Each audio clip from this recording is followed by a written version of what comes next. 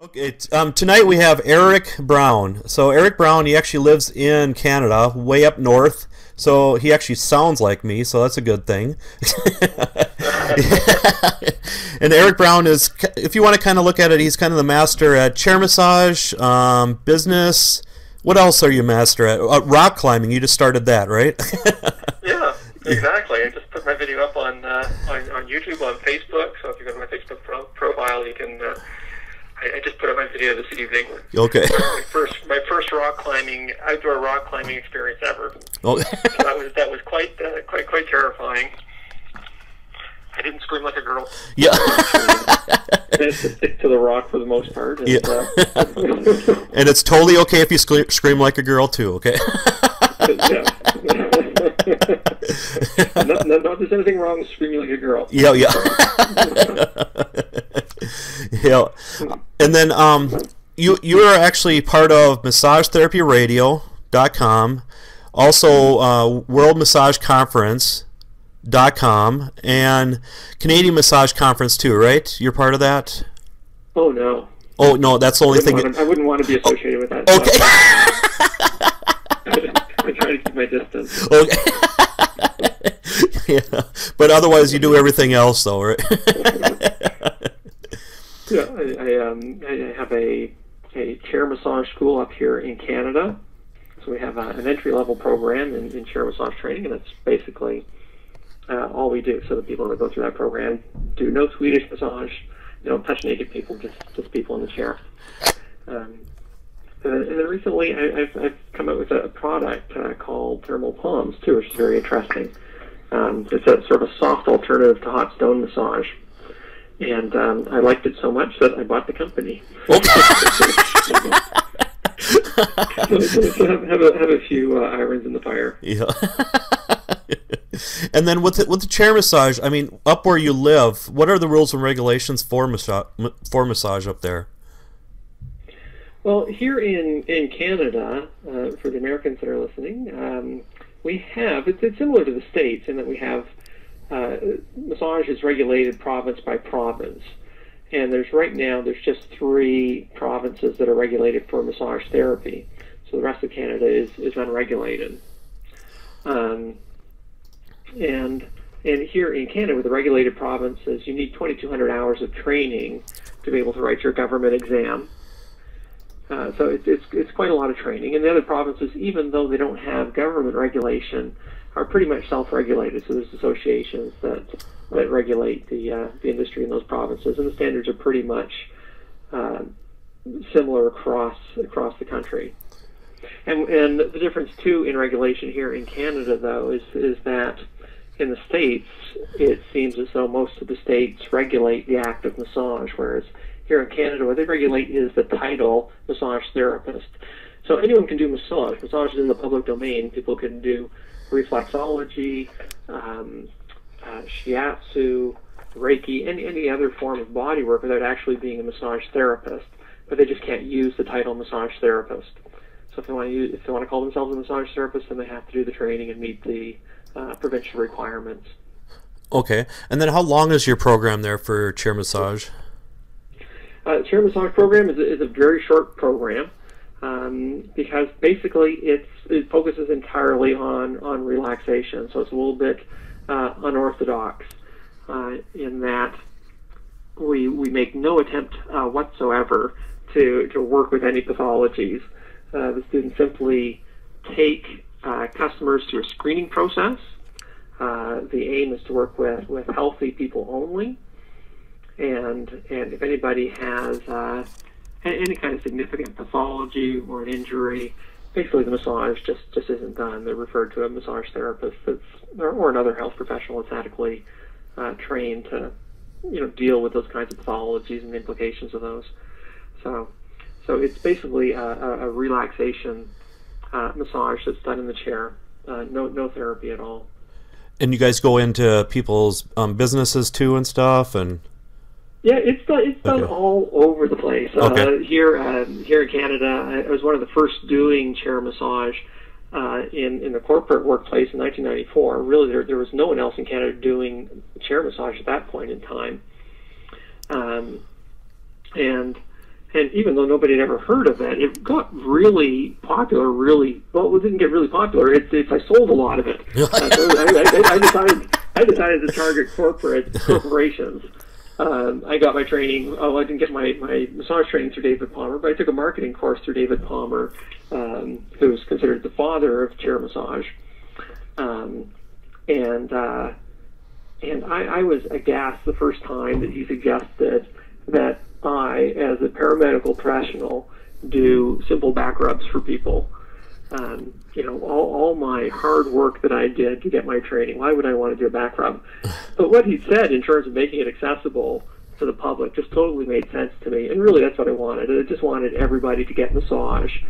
Although I really bought into sort of the idea of medicalizing massage and adopting that model to get more acceptance. But getting more acceptance doesn't necessarily mean that more people are going to use it. And when I found out about chair massage, I fell in love with it. So I did it everywhere. I did it like in hotels, trade shows, corporations. I did it on the street. I did it in bars. I did it in tanning salons. You name it. I've been there, and decided to focus on the corporate market. And really, again, even though corporations had never heard about chair massage, I kept calling it seated massage because at the time it was always referred to as on-site massage. But I started calling it seated massage, and all the companies were hearing seated, SEEDED. And they didn't know what I was talking about, because when I said chair massage, they thought like I brought in this thing that people sitting in the library. They didn't know what the hell I was talking about. I've heard that so many times. But they started to get it, and they started doing it with so many large companies. Like a lot of them you'd recognize from the States as well, like IBM and Dell and Kellogg's and Levi Strauss. We did it at almost every major financial institution here, major banks, then at hospitals. And I just couldn't find massage therapists up here that were willing to do that kind of work. Because, again, they saw it like I did. It's just totally beneath them. Why would I want to do a back rub? So I started training people by necessity, specifically to do chair massage. So that's how I really got into that. And so a lot of people know me. I have quite a presence here in Canada in terms of chair massage, and people think that I was the one that invented it. And in fact, no, it's David Palmer that's the father of chair massage. I'm just the son of chair massage. Yeah. Or the brother they never talk about, right? No. Yeah, maybe. Yeah. That's more likely. Yeah, but you are really, really well known up north, and even down here, you're starting to get really well known too. So. And consider that awesome. So. Well, we love Americans. Yeah. Not a lot of people do. We do. Yeah. and you even sell a chair massage DVD too, right? Yeah, people can go to chairmassagetechniques.com, or if they want to get the DVDs at a discounted price, there's discountmassagevideos.com. You can get them at half price at that website.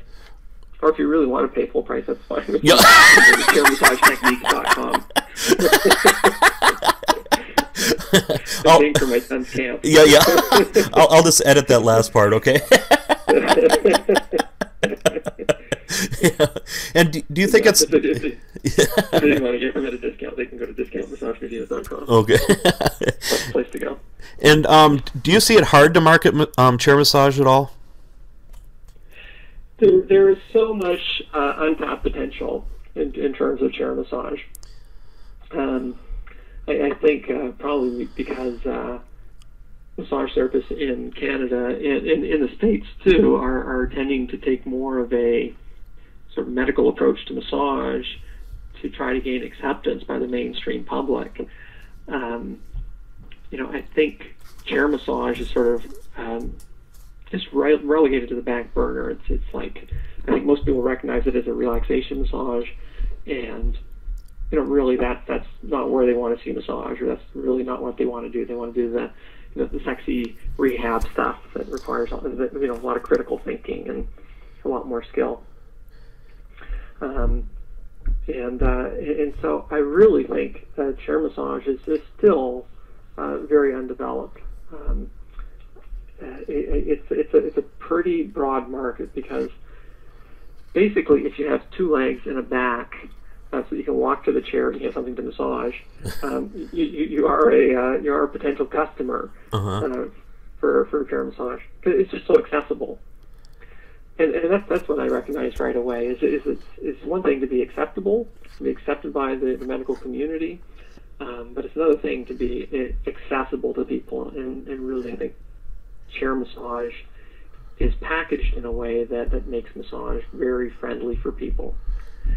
Because most North Americans are still not comfortable with the idea of going into a room behind closed doors with a stranger, taking all their clothes off and getting rubbed down with greasy oil. It's still a little bit too much for the average North American.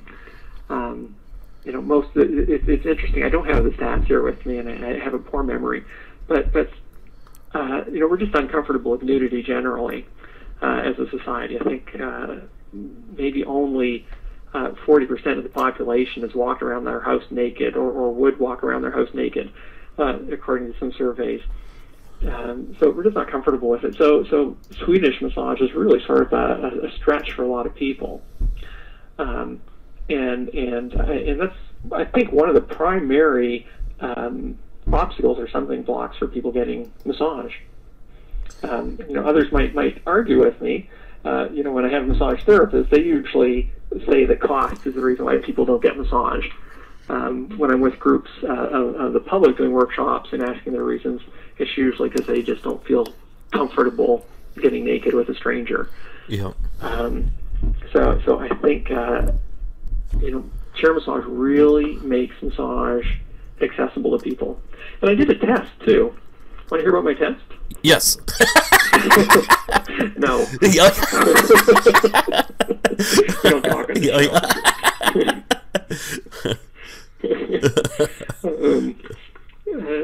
I had two clinics downtown Toronto. Toronto is a big city here in Canada.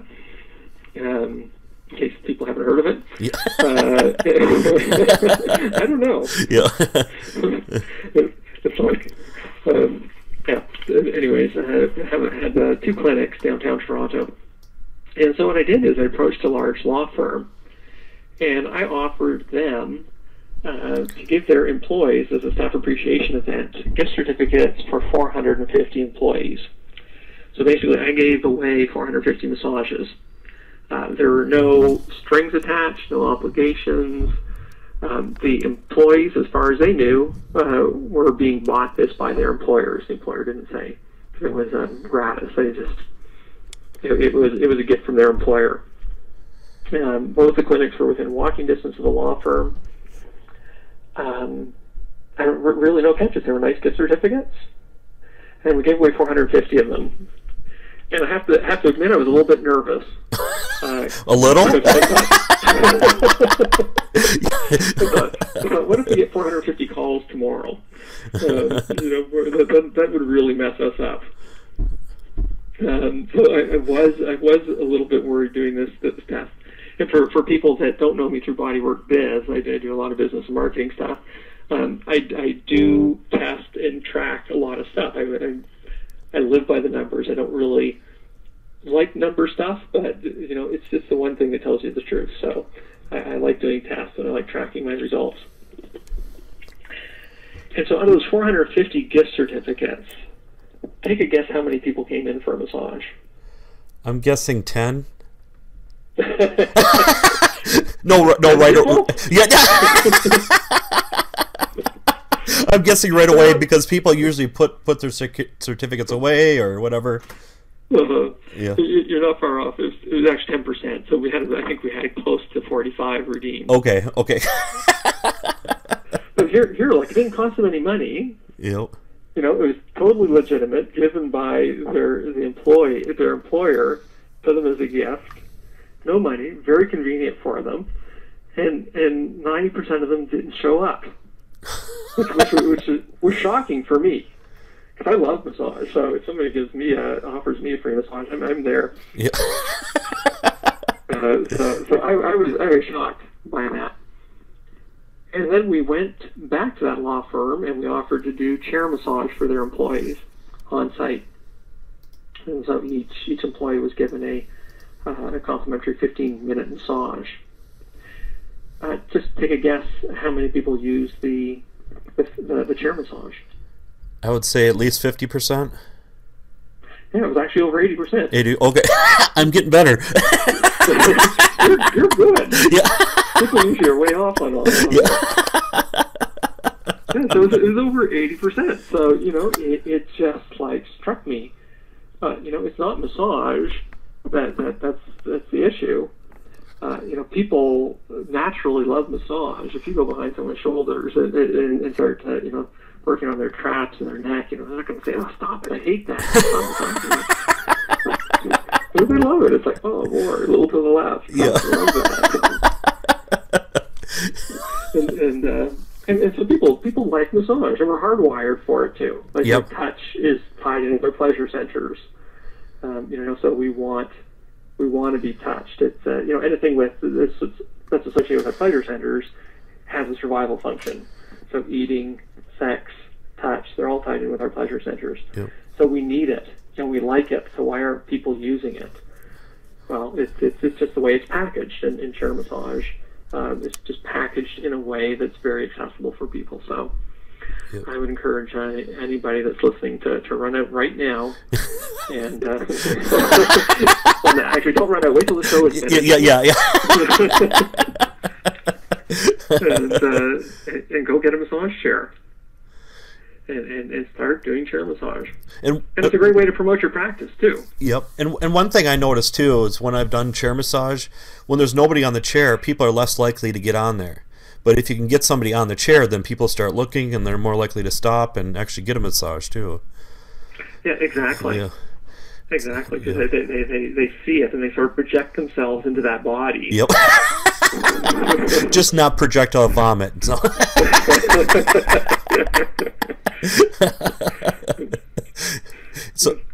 Exactly. So that's a great tip. If you're doing chair massage and you want to get busy, just start putting people in the chair. And it attracts attention. It's definitely a performance massage. And what do you think with I can't remember the name of the syndrome or whatever, when somebody actually faints during a chair massage? Yeah, that's a very interesting phenomenon, and I just call it the fainting phenomenon. Okay. And people, most therapists are not aware that this happens in the chair. So if you are doing chair massage, just be aware that there's a possibility that somebody could faint in your chair. And very seldom, well, I've never had it happen on the table, and I've never really heard of it happening on the table. But it happens in the chair. So when I took the marketing course with David Palmer, he told the class that probably about 1 out of every 1,000 people that got in your chair would pass out. And so I was a little freaked out. A little, yeah. Every time I massage somebody, I'd say, is this the one? It's going to happen now. It's going to happen. So I kept anticipating. It never happened. Yeah.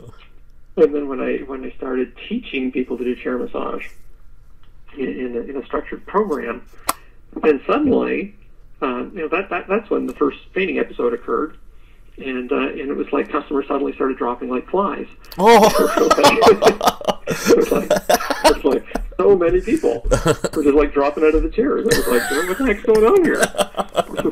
This is very odd. And there's really no explanation. There was no explanation for it at the time. It was there were all kinds of hypotheses. It has to do with your blood pressure. What happens if you haven't eaten. Sometimes there's a point on your hand. If you press it, it's like some kind of Vulcan grip that's going to make them pass out. There's all these things that were proposed, but none of them made sense. We started tracking. Anytime we'd have one of these fainting episodes, and again, we probably had about a dozen in that first year. Anytime it happened, we'd start quizzing the person and finding out, about their health history to see if we could correlate it with something, and it didn't really correlate with anything. it could have happened with this young girl that was probably not even in her teens yet. It happened to a woman in her 70s. It happened more often with women, definitely more often with women. Blood pressure didn't seem to matter. It wasn't correlated with any part of the body working on. Sometimes it would happen like within a minute or two. Sometimes it would be like after a half-hour massage. Didn't correlate with when they ate. We just couldn't find anything that seemed to make sense. And then one of my instructors at the time, she was absolutely brilliant, her name was Cam Tor, said maybe it's the elicitation of the carotid sinus reflex. And this is a really well-documented reflex. When you press on the carotid arteries that supply the brain with blood, what happens basically is when you press on the arteries, there's baroreceptors or pressure receptors on the inside of the arteries, and they detect the level of pressure. And this is useful because you don't want high pressured blood going into your brain. So yeah. These baroreceptors in the carotid sinuses monitor that, and if it gets too high, then it causes different things to happen in your body, like vasodilation, decreased blood pressure, to drop your blood pressure. And when the carotid sinuses are compressed, it elicits a reflex, which happens very quickly. So what happens is because the arteries are blocked, the blood basically pushes up into the blockage. It expands the wall of the artery. The artery thinks that the pressure in that vessel is rising dramatically, and then it does things like makes you faint, so that you're on the floor. So Cam suggested that it was elicitation of the carotid sinus reflex. And it made sense because when people were setting up clients on the chair, they weren't always very conscious of the way they set up the face cradle. And what tended to happen is they tended to set the face cradle relatively low. Instead of seeing the eyes as being the middle of the head.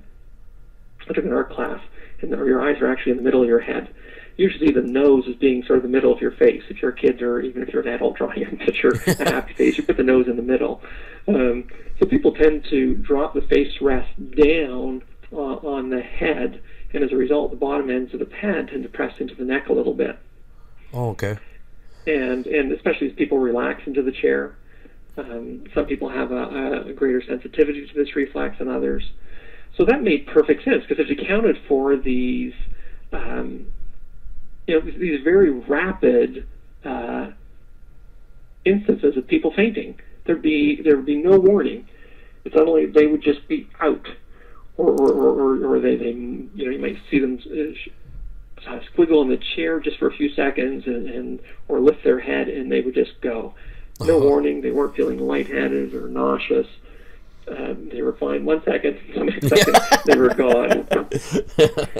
So the idea of a reflex made perfect sense.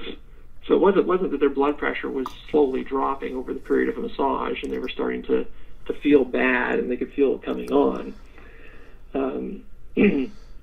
So I hold firmly to the idea that the fainting phenomena is due to just pressure on the front of the neck. So if you are doing chair massage, be very careful and make sure that you take the time to adjust the face thrust properly and make sure that the bottom ends of the pad are not pushing against the front of the neck. Okay. For sure. That's awesome. So yep. Words of warning. Yep, definitely. And of all the chairs that you've had, which one would you recommend, would you say? There's probably about 5 sort of really unique designs on the market, and sort of all the other ones are sort of knockoffs of those. I'd have to say that my favorite design out of all of them is the Stronglight Ergo Pro.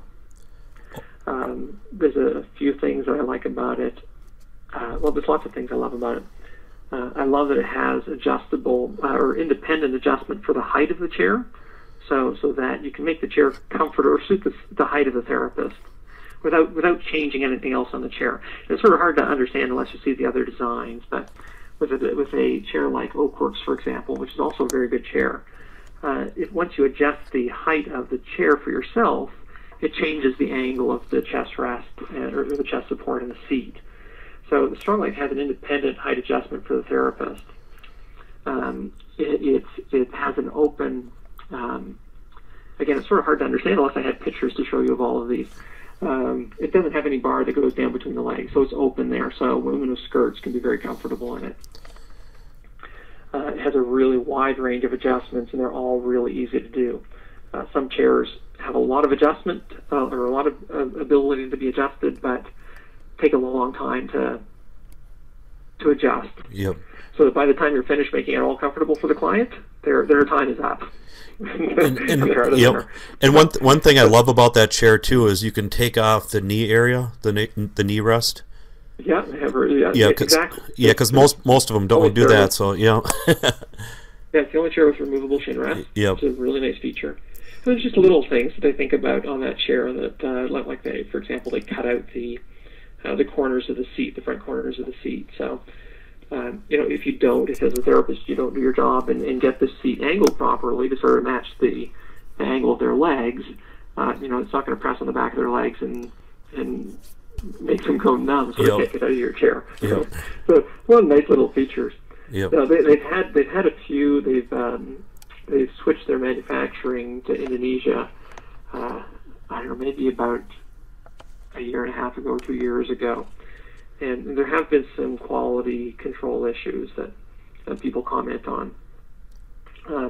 But hopefully they have most of those straightened out now, because by and large, that's my favorite chair. Oakworks is a fantastic chair too.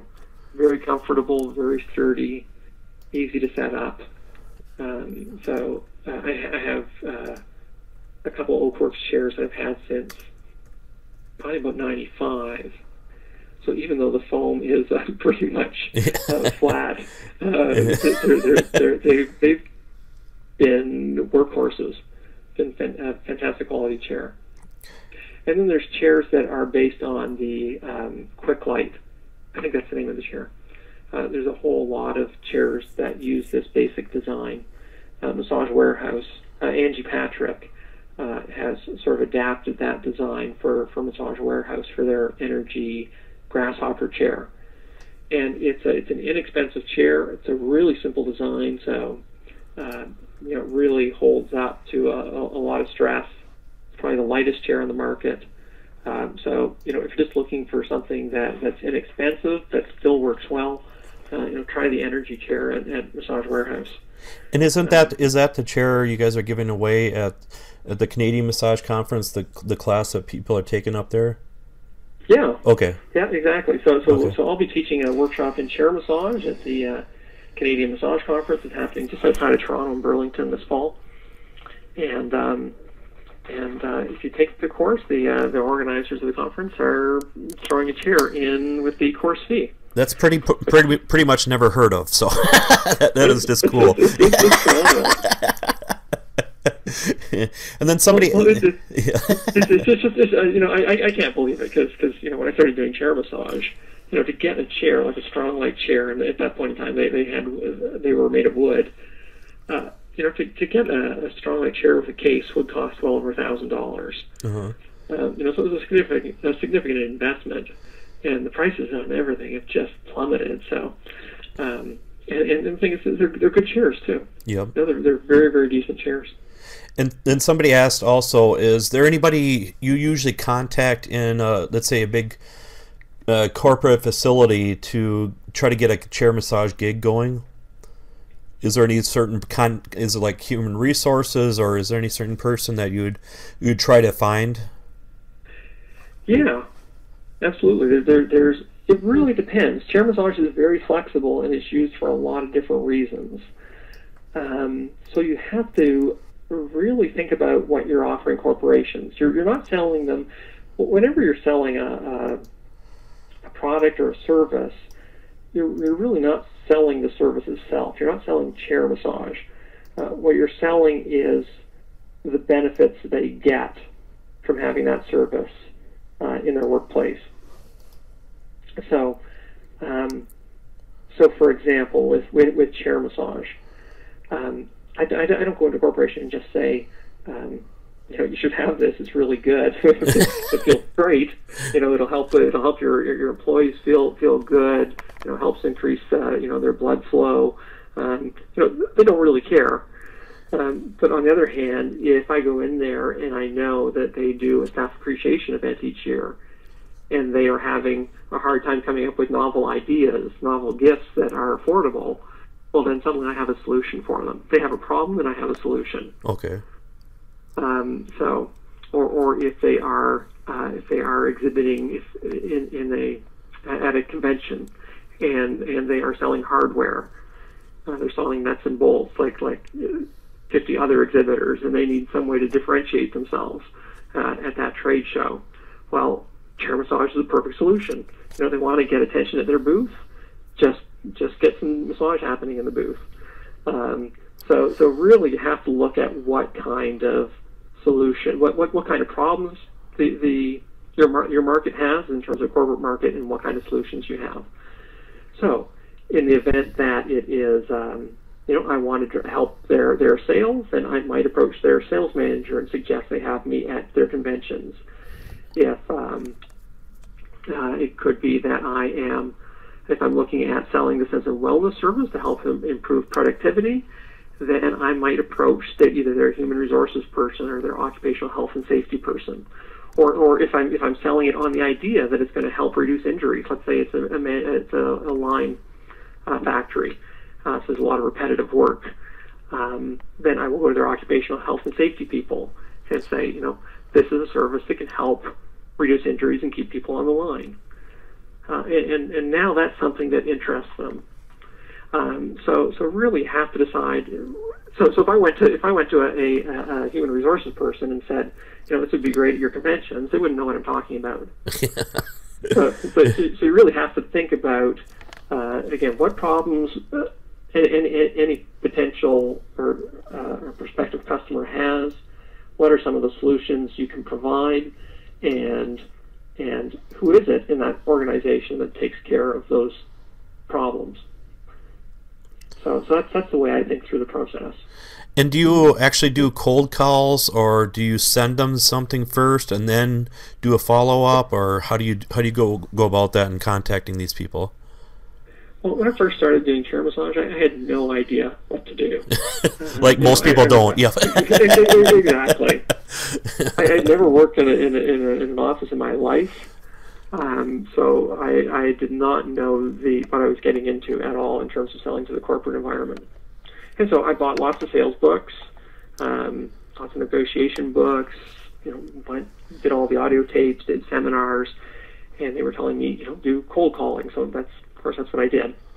I just reached lots of people, and really, it's a really direct way to reach people, but really not very effective. It's intrusive. You don't know these people. You don't know what they need. Yet you're working through numbers, so you're getting through lots of numbers. Eventually, you're going to get a sale if you talk to enough people. But for the most part, you have to take a lot of rejection because again, you're a complete stranger to these people. They don't know who you are. You don't know them. You don't know how you can help them. So it just doesn't feel very good. So I got very frustrated doing that relatively quickly. And I just thought, what? I have no idea what I'm doing. I need to talk to somebody that really understands. I wasn't getting what I needed from these sales workshops I was doing. So basically, one of the most significant things I did in my career, I think, was call one of the largest law firms in Toronto. For some reason, I just thought it might be good to work in law firms. Or were you scared of the lawyers, so that's why you buttered them up? Or no? I saw lots of lawyers, stressed out lawyers in my massage therapy practice, so I knew they could use it. Yeah. So I called up one of the largest law firms in Toronto and basically spoke to the human resources person and said, I'm wondering if you can help me. I have this service. It's called chair massage, and I think it would really work well in companies like yours for these kinds of reasons. But I'm not really sure if there's a place for it or not. And I need to consult with somebody that knows this industry. Can I take half an hour to pick your brain and find out what you think of this idea and see if there's any potential market for law firms? I'd be happy to pay you for your time. But I just need some help. I just need to figure out if this is worth pursuing. And the woman said, "Okay, sure, go on in." and in retrospect, it was a very disarming approach. When you stop somebody on the street, and ask them for the time or ask them for directions, it's not very often people blow you off. It's like, what are you, a loser? Like, you don't know where you're going? And most people will help and give you directions. Take a few minutes, and that's exactly what she was willing to do, because I asked for help. And so I went in there and basically was prepared and said, okay, I just want to pick your brain. Here are the ways that I see this could work in law firms, and you tell me whether you can possibly see it working in any of these ways. And I went through a whole variety of ways I saw it possibly working, and she was either agreeing, I could see it working that way, and it would help with this problem, or no, it would never work that way. And then I asked, what obstacles would I come up if I was trying to sell this idea? What are some of the objections or some of the obstacles I'd come against? And she said, well, you'd be faced with this and this. And I was like, well, how would I overcome that? And she was just like, okay, well, here's what you do to overcome those objections. It's just, say this, or offer to set it up this way, or so she was guiding me through that process. And then it was like, okay, well, who do I talk to? Like, who do I sell to in law firms? And it's, well, okay, well, these are the people you talk to, human resources people, and well, there just happens to be a Law Office Management Association of Toronto, and I have the book here with all their names and numbers. I was like, oh, isn't that convenient? And then lastly, what I wanted to know is like, do you have money to spend on this? Where would they find this in the budget, or how could they possibly allocate funds for this? And if they did, use it for these reasons that we've talked about, what would I expect them to spend on this? And so she gave me that information too. So by the end of that conversation, I knew exactly why, the ways that chair massage would work in law firms, what the problems were, what they needed solutions for. I knew what the objections I would face were and how I would overcome those. I knew who to approach. I knew how much money they would be willing to spend. Now I use this as a system. I call it stupid selling. Do you have that trademark yet? I need to trademark it. Yes. .com. Yep. It's really, I was clueless. And most of us are when we're in those kinds of situations. So this is a perfect way to get the information you need to make a credible case for bringing your massage, in this case, to law firms. So I would say I've done massage in pretty much every major law firm in Toronto at this point. There's very few law firms I haven't worked in, just because I knew, in approaching the law firms, I knew who to approach, I knew what their issues were, I knew how to sell them on it, because I knew what objections they'd raise, and I knew how to overcome those. I knew how much money they had to spend. So I could target the law firms in different ways. And everybody, when you work one industry like that too, then everybody, there tends to be, especially in human resources tends to move around within the same industry. So, the human resources woman that's working for company A today is likely going to be working for company B in the same industry tomorrow. So they all talk to one another, they know each other, and word spreads. And I'm the law office massage person. So for anybody that wants to go into a corporate market, what I would suggest they do is pick one or two kinds of industries that they'd be interested in working with, and find people that are experts in those industries, and interview them. Go through the stupid selling process. Just ask for help. Yeah. You might have to pay for their lunch, but for the most part, it's free research, and it's highly effective. So again, there's another thing for someone doing chair massage. Is just utilize stupid selling. It'll make your efforts so much easier. And then in terms of approach after that, I would typically do direct mail, targeting again different issues that came up in the workplace. I'd use PR, press releases. So for example, it used to be called Secretary of State. Now it's called Administrative Assistance Day. When I first started working in law firms, I put out press releases, which got published in all the major dailies in Toronto and the financial papers. I ended up on TV a number of times as a result of that. Ended up on radio.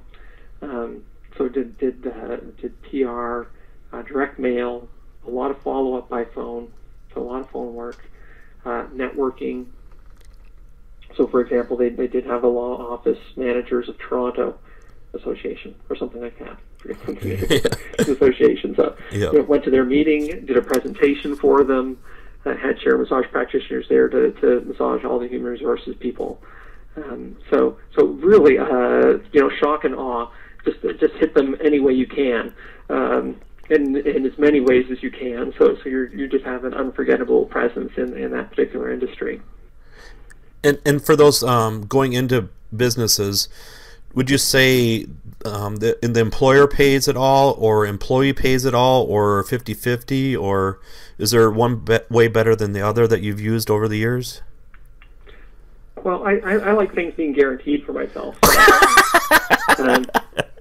It's just like, why not have things easy? Yeah. If you can. Yeah. So why make it difficult? So I've never actually sold a corporation on the idea of me charging their employees. It's either the corporation pays me for the work, so basically I'll quote a job. It's not a price per employee, but they'll give me a sense of the scope of the job, what's required, and then I'll just give them a fee, either a fee for the event or a fee per month to fulfill that kind of work. So there's no association between what they're paying and a cost per employee. And it makes it easy for me because I don't have to worry about any of the logistics of collecting money. I don't have to worry whether or not the employees have money at that particular point in the month or not. And I just invoice the company on a periodic basis, and I get a check for the full amount. So I know before I even step into the office that I'm making X number of dollars, without a doubt, and that I have this much profit. So that's just the way I worked. Okay. And I just wouldn't take a job where it would be an employee paid arrangement. No, that's perfectly fine if you want to work that way. That's perfectly fine. There's a lot of potential there. I just would have rather gone after large contracts with large companies and got my money up front. So they knew exactly what I was getting into. Yep. So you can do it in all kinds of ways. You can take that kind of approach where the company pays the full shot. You can have a completely employee paid arrangement where each employee pays you individually. If you're going to do that, what I would suggest is a payroll deduction system. So basically, the employee doesn't have to pay you cash. You just track the massages, give that to the payroll department, and they'll just deduct that from the employee's checks and forward you the amount on a regular basis. Wow, that's a nice way. I've never heard of it that way. It sounds cool, though. And it just makes it easy. Yep. And easy is good, right? Yeah, exactly. Yeah. I like easy. Yep. And then there's there's hybrids of that as well. There's you might have the corporation subsidize the cost of the massage, Okay. and then have the employees pay a smaller amount that makes it more accessible for them. And then there's other arrangements too, like for example, we've done tons of charity events, and so that basically the charity will have a sponsor pay for the massage for the people that show up, and either as a way to thank their donors or as a way of collecting donations. So again, it's a sort of a third party payment in a way. So there's all kinds of possibilities. It's whatever works for you. Yep. And then with the massage therapy radio, how long have you guys been doing that now then? I think Massage Therapy Radio has been in operation for a few years now. It's massagetherapyradio.com. It's completely free resource right now. It's just been sort of a labor of love for myself and my 4 other partners that are involved in that. We support it financially, and basically we started that just as a way to being selfish the way we are, just as a way to talk with people who we really wanted to connect with. So some brilliant people in the industry. So people that wouldn't pay us any attention otherwise, because we were some crazy Canucks, like way up north living in an igloo. We could call them up and say, would you like to be interviewed for Massage Therapy Radio? And something like that was interesting. So it's like, who do we really want to talk to? Who do we really want to chat with? And it's sort of the same thing that I guess you're doing here. You figured me out. You're using me. Using me.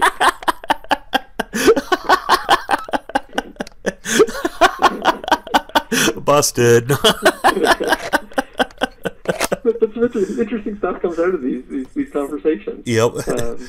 Especially, so it's a lot of fun. Yeah, especially when it's not scripted. So. Yeah, you never know what's going to happen. Yep. At Massage Therapy Radio, we like to prepare things a little bit, just a little bit. Yep. not too tightly scripted. But yep. like to keep it somewhat under control. Yep. Unlike you, they'll just take people like me and put them on the air. What are you thinking?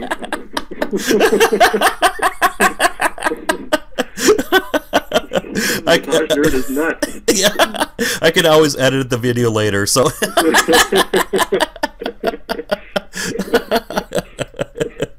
So have you? How many people have you interviewed so far? Would you say so far on Massage Therapy Radio? That's a very good question. Honestly, I'm not absolutely certain, but I wouldn't be surprised if it was a couple hundred interviews we've done. It's got to be at least, yeah. Yeah, and I'd actually have to go to the site and count them. Again, we don't really have any. There's no metrics that we monitor on that site. It's just done just for fun and just to connect with some really interesting people and just pick their brains, find out what's on their mind, what's new, what's interesting, and there's a lot of interesting people in this industry with some really unique ideas and interesting personalities. Yes, like Eric Brown and Scott Darnell and.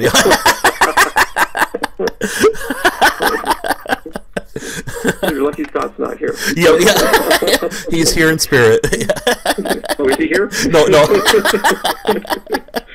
He's lurking. Yeah. Just waiting. Yeah. Do you think that's how the World Massage Conference kind of blossomed or thought of it just because you started the Massage Therapy Radio then, or? Yeah. The World Massage Conference sort of grew out of Massage Therapy Radio to a large extent. I've been involved in online education probably longer than anybody else in the massage industry.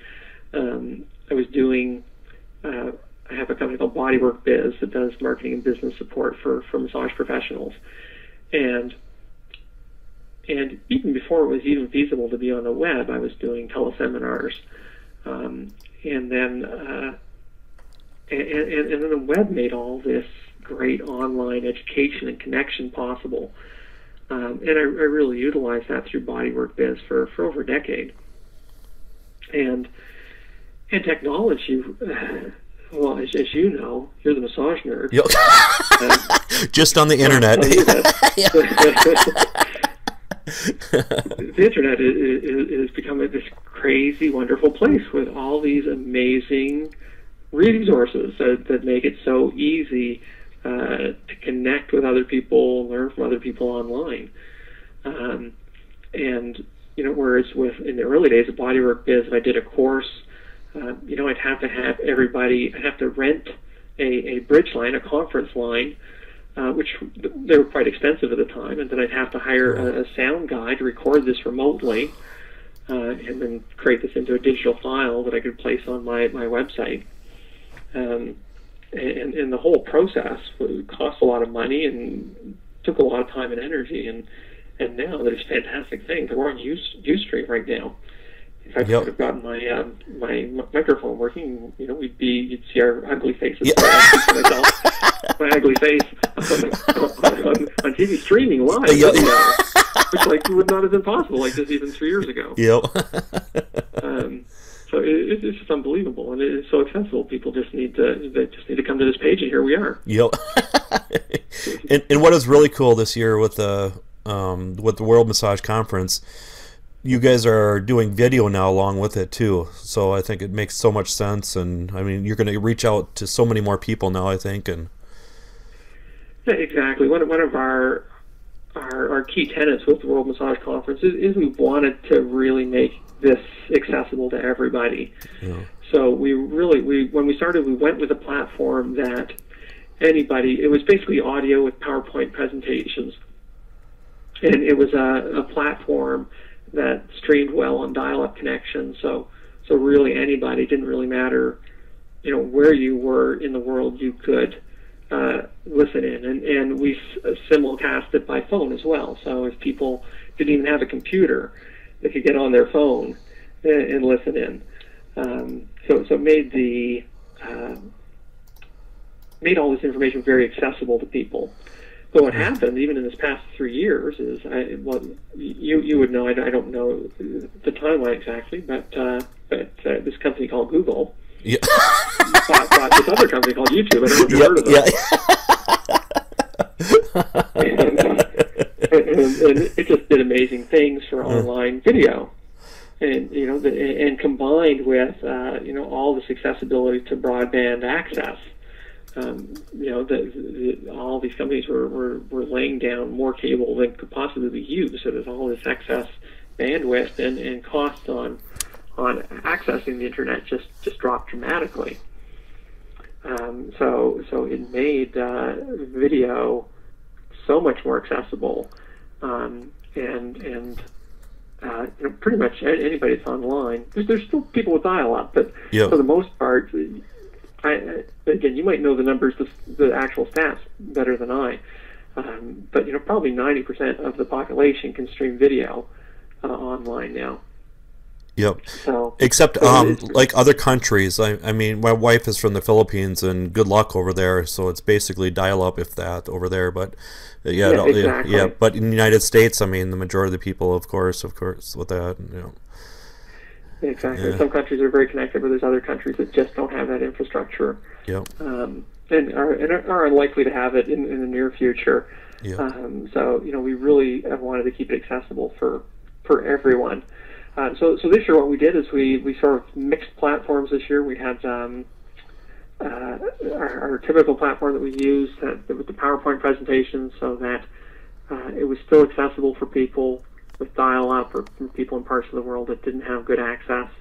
And then we added video elements on to pretty much every single presentation, just to highlight or accentuate the ideas the presenter was talking about.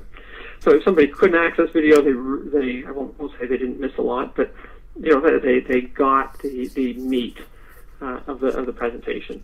If they had access, and most people were able to stream the video, then they got dessert too.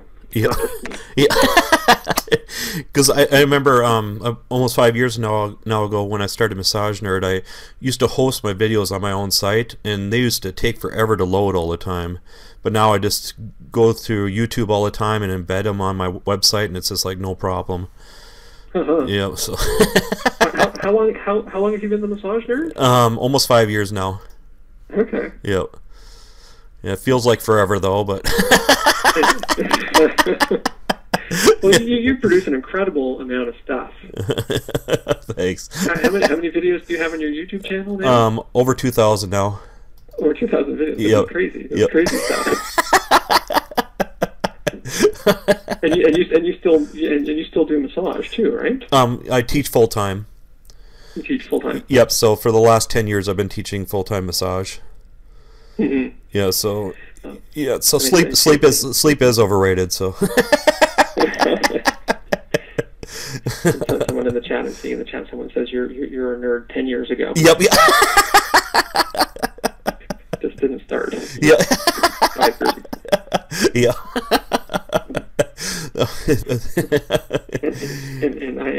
and people here, I tend not to use this a whole lot, but a lot of people here in Canada know me as a massage poobah. Yep. Which basically means a windbag. Yeah. No, a massage Oompa Loompa. I don't know where you get the Oompa Loompa thing from. Yeah. That was clearly a poobah hat I was wearing in my Facebook picture. Yeah. And then a couple weeks ago, you guys did an interview with Megan Holbob and Don Dillon about the Al Gore scandal. Yeah, isn't that exciting? Yep. Yeah, I was traveling from the States yesterday back here to Canada, and there's a TV in the the departure lounge, and there Al Gore was still on TV around that scandal. Oh, okay.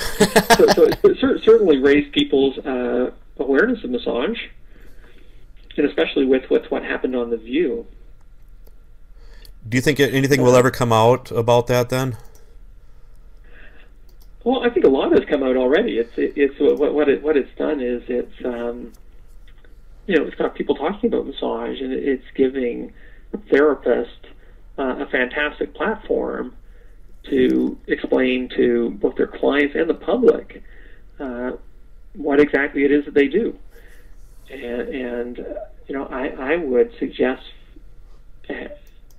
for anybody that's in practice, you should have a press release going out to all your local media regarding the Gore scandal, and offering to be interviewed or write an article, or just discussing the scandal in a press release, and educating the public in terms of what you do. It's a fantastic opportunity for massage therapists. And yeah, we will make lemonade out of lemons. Exactly. Yeah. Steve Mortensen. Yeah.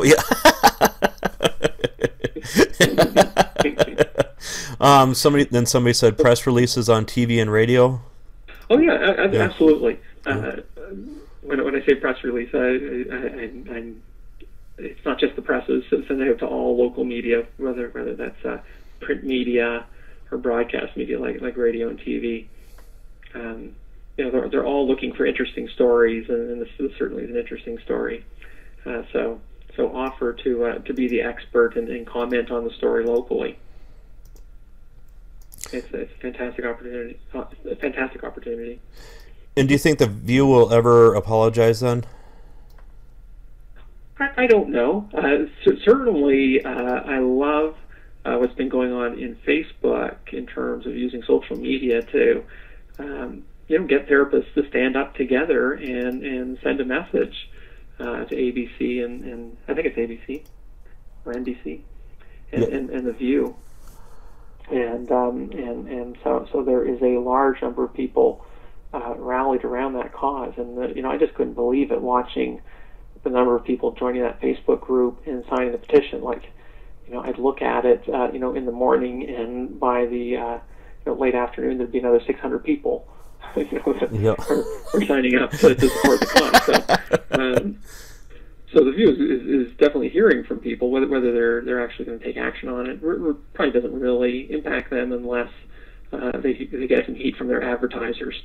So I would, if you really want to have an impact, don't bother calling The View. Call up all the sponsors that broadcast commercials during that show, and send them a letter or an email with your voicing your disapproval.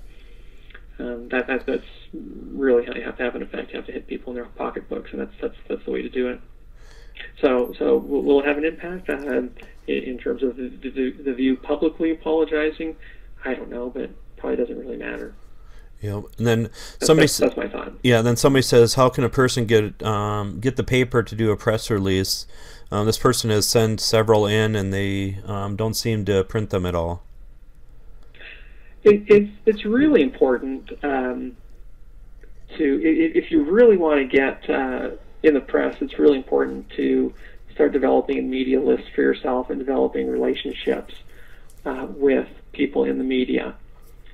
So it's sending a press release is a quick, easy way to do the job, but it's not necessarily the most effective way. Sort of like cold calling corporations for chair massage. It's very formulaic. It's important, but maybe not all that noticeable.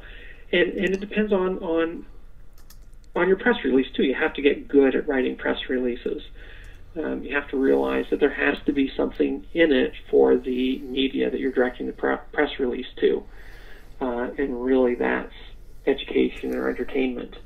So the story, any story you propose, has to get some kind of audience response. Can't be dull. Yeah. So that's why I like the scandal. I like the gore scandal. It's nice and juicy, and there's people are very interested in. So you have to, if you're going to do a press release, it has to be a sexy press release. It has to be very attractive to the press. Otherwise, like I mentioned, it's really important you start developing relationships with the media. You have to contact them regularly through press releases and follow up.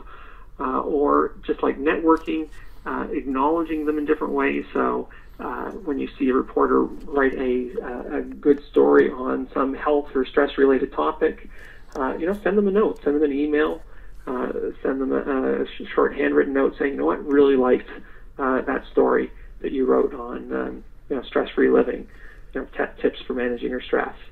Really fantastic story. Have you ever thought of including massage in that list?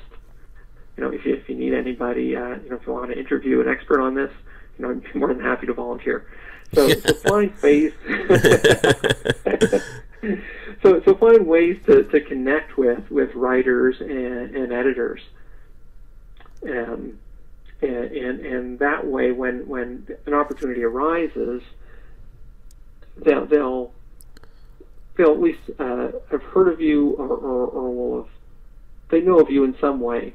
So they're going to be much more receptive to your message. And if you have a relationship with them or you've contacted them before, then you should have want to encourage everyone to start keeping a database of media contacts. Then when the opportunity comes up, just start going through your list and send a press release by all means, but also give them a call and say, have you thought of, here's something that's really interesting that's happened. This thing has happened with gore. And it's really juicy, and I think your readers would really like it. You're interested in doing a story on that. Here's how I can contribute, or I can be your expert if you need some quotes on this story. So help the reporters do their jobs by giving them tips, and helping them out when they need help. Yep. And then, why do you think there's so few female icons in the massage field? I don't know. I mean, it seems like there's a lot more males out in the field and stuff. I mean, more well-known kind of thing. Yeah, it's a really interesting thing, and if anyone's listening has any ideas, throw them in the chat box there. As we've been putting together our programming for World Massage Conference and even Massage Therapy Radio, as we look at some of the top educators and the top names, it really tends to be male-dominated in a female-dominated field, which seems very odd to me.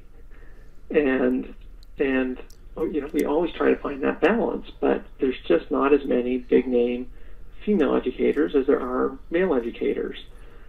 And we're not sure. Well, I'm not sure why exactly, but there's definitely a disparity there. And so I would welcome any ideas? Oh, here's one that came through ego. Yeah.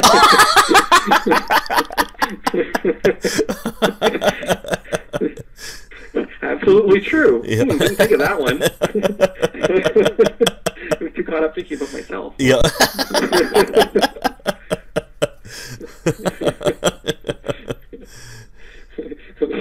There's some truth in that SF40. Yeah.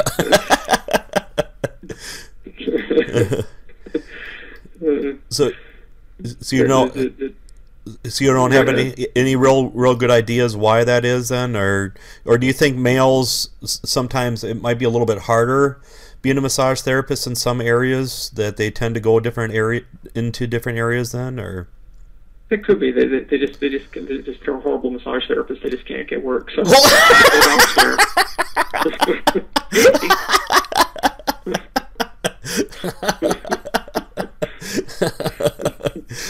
so I think SF40 has a point. Males do tend to be maybe a little bit more ego-driven and a little bit more aggressive. Sounds like the comments coming in. Those who can't teach. Yeah. That's a good one. I like that one. Yeah. So it could be just a male trait. We tend to be more aggressive at seeking those things out, and maybe I don't know. I'm going to get myself in trouble here because I'm going to be calling on stereotypes. But we are the extreme minority, though. So look at that. So yeah, because back in the day when I had my business, when I worked in the spa, I almost wanted to dress up in a dress because I just got so frustrated when people kept calling asking for female therapists. So and there's definitely bias. Yeah. But I don't think that has to stop any. If any men are listening Yep. to the show tonight, yep. I definitely don't think it has to be a liability. You can do just as well as a female therapist financially. And Yep. I know, like even from my own experience in my clinics, my top performers were my male therapists. Always. My female, I had some fantastic female therapists, very talented, but it was the males that were the bigger earners, actually, because they we did a lot of coaching in terms of sales and customer retention, and the men were just a little bit more open to that than the women. And that was the case in my clinic. I'm sure that's not the case across the board. But Yeah. I just want to say that I have a lot of men complaining that they're having a hard time. If you're really finding yourself struggling, then it's time to get some training, get yourself some coaching, get yourself some business skills, because you can do very well in this profession as a male therapist. Yeah, because for myself, when I worked in a spa, that's the hardest time I had. But the easiest time I had was when I had my own business. So yeah. So it yeah, just... and that's a big part of it too. It's choosing the right environment and choosing the right market for yourself. Yeah. And that particular spa market may have not worked for you at that point in time, but there's lots of other places. I'm sure you would have gotten yourself off to a much stronger running start. Wouldn't have been so much work. And then a big topic I see a lot is about franchises, especially like with Massage Envy and stuff. I mean, people they either love them or hate them, kind of thing. And I know you guys deal a lot with Massage Envy too, and they're huge in sponsoring. I mean, like the World Massage Conference and many other things too. So they're doing tons of good out there. But why do you think people are really? Some people are against them or are having problems with them, or? Yeah, it's been really interesting to see the rise of the franchises in the U.S. in particular. They really haven't quite come to Canada yet, but obviously they've made a very strong inroads in the U.S. And I was expecting that to actually happen much sooner. I've been in this industry for over 20 years, and and I expected massage franchises to appear much earlier than they actually did, because it just is a very strong market trend. And massage is a kind of service where there's a lot of confusion in the public's mind. They don't really quite understand it, and it's a service where there needs to be a high level of trust and intimacy. And for the average consumer, finding a massage therapist is very difficult, because they have to trust when they pick up their Yelp pages, or now when they go online, that that they don't know what they're going to get when they call. So the first question, even though I can tell you with our clinics, the first question we always got, even though it clearly says massage therapy in the phone book, are you a massage therapist? Because right away they really don't know how to evaluate massage or what questions to ask if I might be a good massage therapist. They just want to make sure they don't accidentally end up in a body rub parlor. So it's very difficult for the public to determine what's a good massage, and to have trust that what they're going to get is a good quality massage. And whenever there's confusion in the public's mind like that, it gives or sets the opportunity for a franchise to come in with a strong branded presence, and that brand creates a certain level of trust. So it's like my dad. It's when we go, it doesn't matter where we're traveling to in the world. He's nervous about eating in restaurants because he doesn't know what he's going to get. But he knows that if he goes to McDonald's, he's going to get the same kind of thing that he gets in North Bay, Canada. So that breeds a certain level of trust, and even though it's horrible food, he'd rather do that and feel safe. And so the franchises basically create that kind of environment for the public with a strong national branded presence. And so I think, and I've been demonized for this, and World Massage Conference has gotten some bad flack for taking on Massage Envy as a sponsor from a lot of therapists. They just think we've dealt a deal with the devil. Sometimes, hear some of the comments we get. But really, that what they are doing is they're meeting a need that's been unmet in the public. So in that way, they're doing the public a tremendous service. So it's I'm going to get in so much trouble. It's about time that the franchises sort of move in and help make massage more accessible for the public. And again, it comes back to that issue around chair massage as well. It's not enough that you make yourself acceptable, but you have to be very accessible to the public. And Massage Envy in particular, and they're sort of a representative of the industry, the franchise industry, certainly done that. So I forget where I was going with this now. So overall, I think the franchise concept is a good thing. I'm getting a little feedback on my phone, so I'm listening to an echo. If you hear me talking weirdly, it's because it's freaking me out. Okay. and I think Massage Envy is helping making the public more aware of massage too, I think. Yeah, absolutely. Because they have the budget to do national campaigns. They're they have a strong visual presence.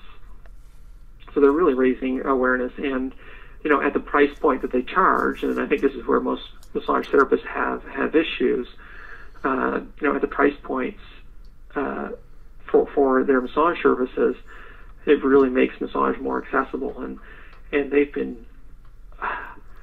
had such an impact in terms of introducing a larger segment of the population to massage than probably anything else, with the exception maybe of chair massage.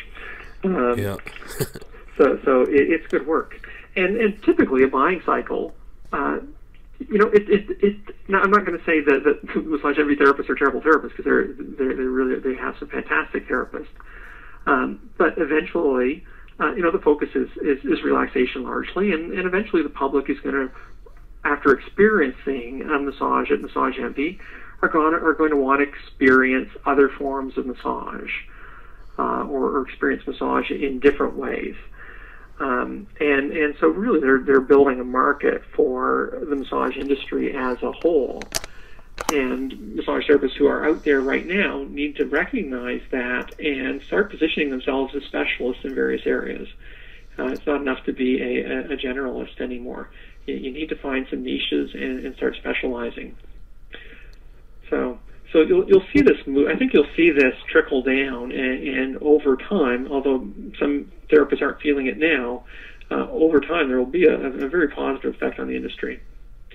It's like, when I bought my first suit, well, I didn't even buy my first suit. My parents bought my first suit. It was a hand-me-down plaid sports jacket.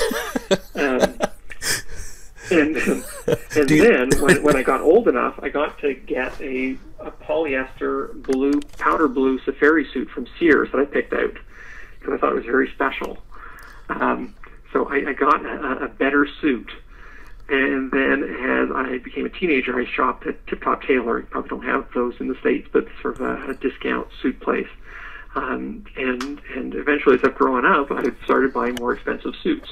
And you're going to find the same with massage. People are going to start with these entry-level services like chair massage, with relaxation massage at the franchises, and will eventually want to work up to different and, oh my God, I don't want to say higher quality, but a different kind of services.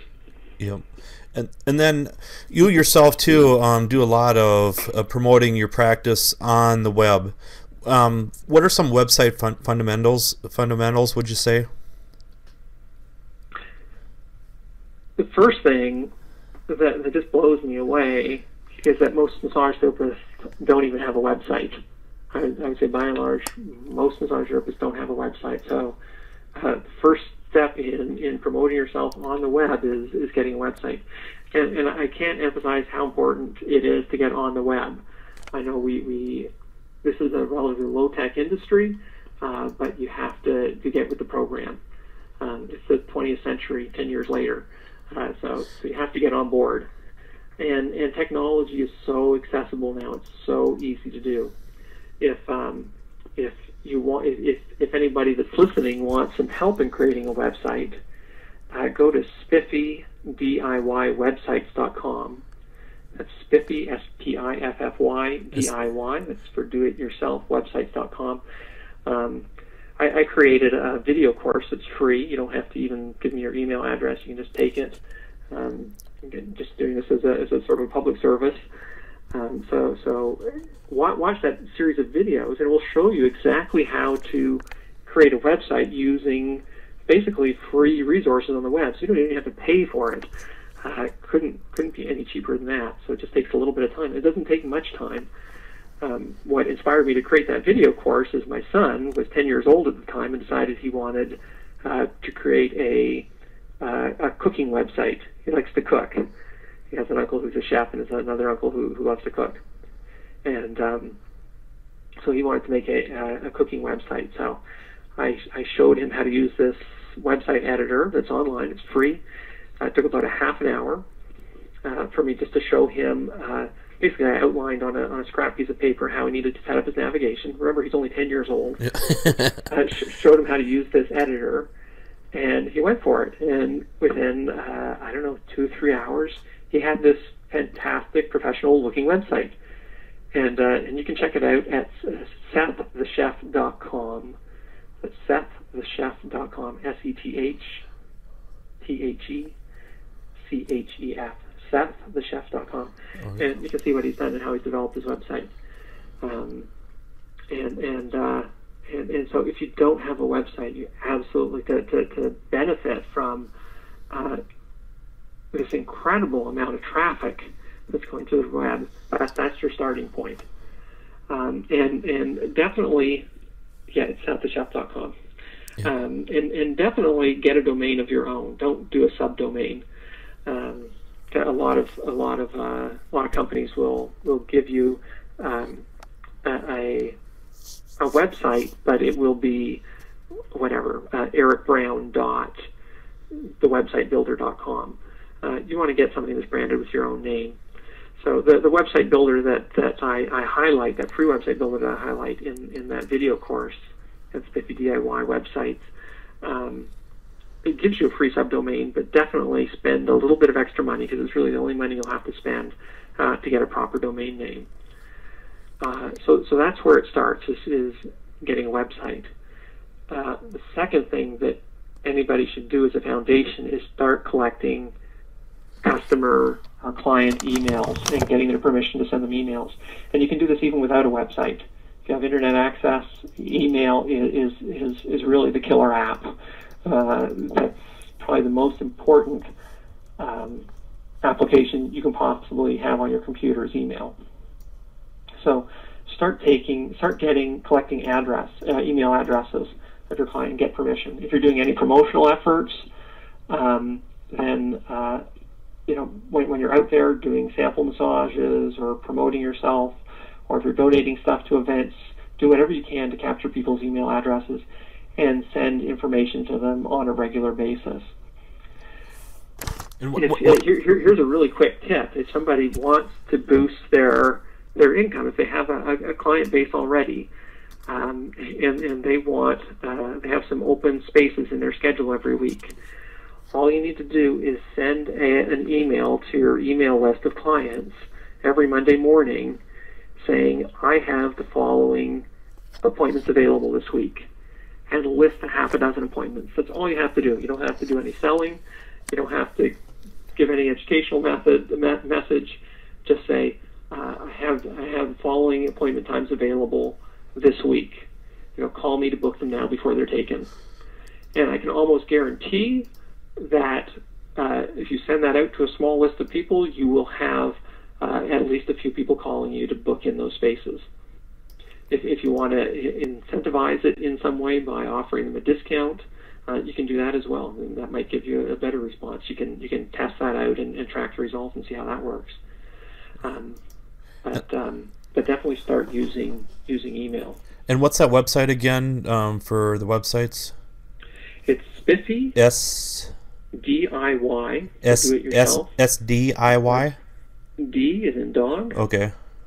IY. So do it yourself. Okay. Spiffy DIY websites.com. Okay. I have to apologize. I haven't updated that in a while, but the information is all there. And there's just I think there's 9 5-minute videos, and all you need to do is just open up a free account with Weebly. The links will be there at that site, so it'll direct you exactly where to go. Just watch the videos, and as you're watching the video, just open up the website editor and create your website as you're following along. And I guarantee that if you spend 3 hours on that one evening, if you just give up TV watching for an evening, you will have a professional-looking website by the end of the day. Or if you just give up Farmville. What's that? Or if you just give up Farmville, somebody said. Oh, yes, exactly. Give up Farmville for an evening, sure. It's not bothering me. Yeah. I don't want to help you collect your corn. Yeah. and why hasn't somebody developed a software program like for a Facebook app for massage then? They've been waiting for the massage nerd to do it. Yeah. We're close, but yeah. Pull yourself away from YouTube for an evening. Oh. Just work on that. You just hurt my fascia.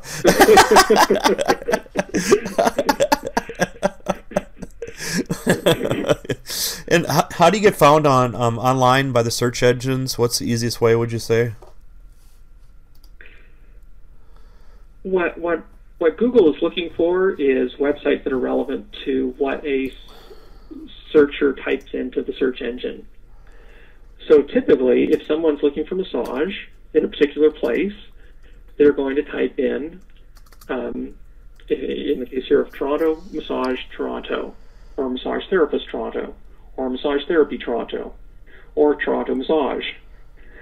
Now, the way that Google knows that your site is relevant is if it sees those words on your site. So if it sees that your site is called massagetherapytoronto.com, then it's a very strong clue that your site is about massage therapy in Toronto. And if a searcher types that in the search engine, then your site is one they should pull up. So definitely give the search engines, Google, Bing, Yahoo, clues in terms of what you do through the words that you use on the page. They can't see pictures, so you may have a beautiful header that shows somebody getting a massage that would be immediately recognized by somebody that actually knew where to find your site. But Google doesn't know. The only thing they can do is look at the words on your site to try to figure out what it is, primarily. And that's what you call on-page optimization. That those are the things you have control over. So the things I would make sure that you do is call your domain name for your website by massage and your city name. Now, I know a lot of people are very attached to their business names, but if people knew your business name, then they're probably already seeing you. They don't need to find your website. What you can do is you can register your business name as a domain, and what you can do at wherever you register your domain is you can just have them direct it to the domain that you give that's called Massage Toronto, for example. So I can call my company backtobasics.com. I can have that URL. I can just have my registrar just point it so that when somebody goes to backtobasics.com, they're automatically shifted to Toronto or massagetoronto.com. So you can use Back to Basics and all your advertising material offline, but at the same time you're helping Google and the other search engines recognize what you do online. So definitely name your domain name, the name of your service that people are looking for, and the city. If you want to know what people are searching for, go to. I'll come up with a resource for you later. But you can actually, Google will actually tell you how many people are looking for what words online based on actual searches. So you can type in the name of your service, massage, the name of your city, and you can find out exactly how many people a month are looking for that on Google, and Google will give you what do you call it?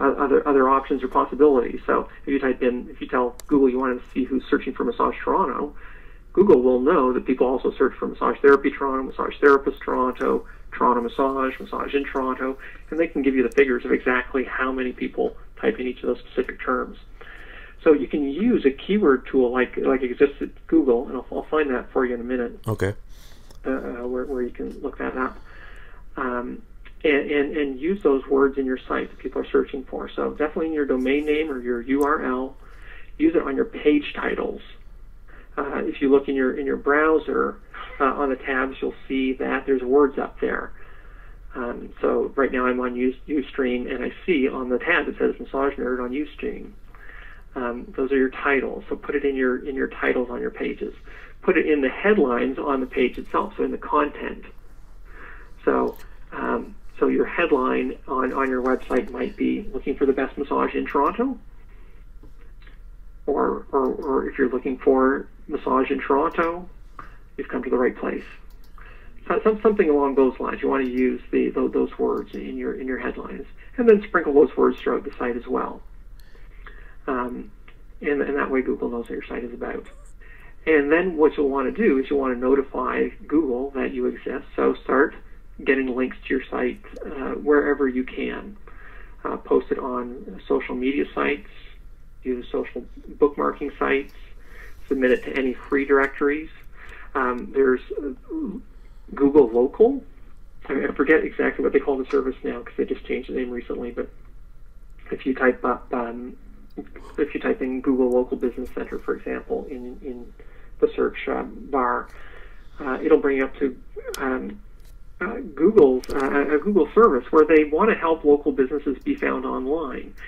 So you can claim your listing, give them all kinds of information about your business, including your website address, your phone number, your hours, your rates, what credit cards you accept, descriptions of your services, and they'll actually, Google will create a page for you, and you're informing Google that you exist. Now, when you type in something, if it's at their computer, and you type in something like Massage Toronto or Massage Your City, whatever your city is, in the search bar, what you'll see Google serve up to you is results, and most likely you will see a map at the top of the results with local listings of local businesses that do massage. So you want to make sure you get found in those local listings, because that's right at the top. And by submitting your listing to Google Local, or the local business service, you increase your chances dramatically of showing up there right at the very top of search. You don't even have to optimize your site for the way I described. Just by virtue of having those local listings, you'll start showing up there. And people do click on those listings. They'll have a listing to the Google page, but also a direct listing to your site, a direct link to your site as well. So once you've created your website and you've optimized it a little bit by using Massage Your City throughout the site, then start submitting your site to wherever you can. If there's discussion lists online, do a post, and in your signature file, put your website address. Create a little video.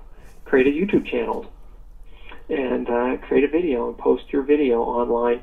In the description of the video, we'll have to take a look at your site and see what you do, or your YouTube channel. So what you want to do is, in the description field, when you put in the description of your video, is put your website address first. So I'm just going to go to Massage Nerd here on YouTube and just check you out, see if you're doing this or not. Yeah, the majority of my videos. Yep. Look at that, you're doing it all right. Yeah. So just look at what Ryan is doing, because Ryan's doing it right. So here you have an Oakworks video showing some of their equipment, and right at the beginning of the description, you have the website address there that people can click through. It's important that you put the http:// beforehand, because that will make the link an active link, so it'll make it clickable. So that when people click on it, they'll be directed to the site. I think, at least last time I tested, I haven't tested this recently, but I think if you just put www. Yeah, it doesn't work. Domain.com, it doesn't work. Yep. Yep, you know, you're the expert. Yep. I just play one on the internet.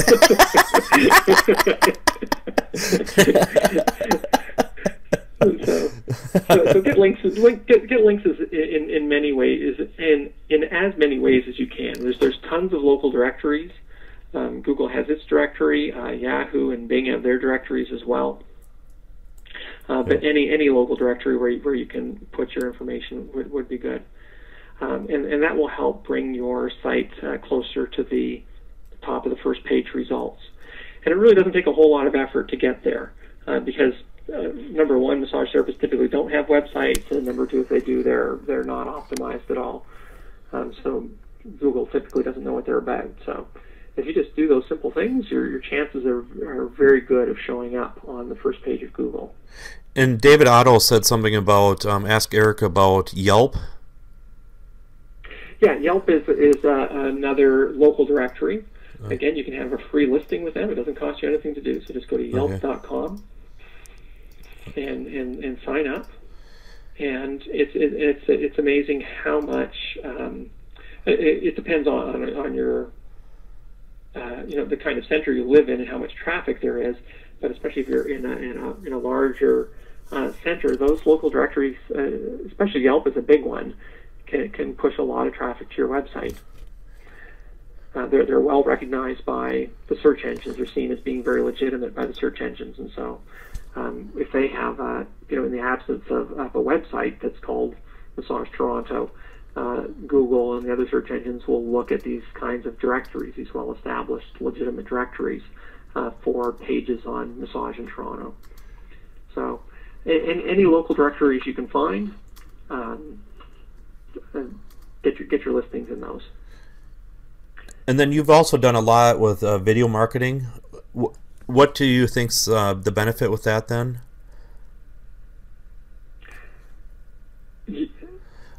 What you'll see on Google, if you do a search for, I'm just going to do a search here to see what shows up. I'm going to type in bake a cake. Okay. Okay, now if I look at the results for Bake a Cake, I see some sites, How Stuff Works, which is a big site, lots of traffic. They're showing up at the top of the search engine results. 2 listings down, what I see are pictures of 2 videos. One is the cake song on YouTube. The other one is Little John Funny Bake a Cake. Now these whoever did these videos, didn't spend a lot of time on search engine optimization.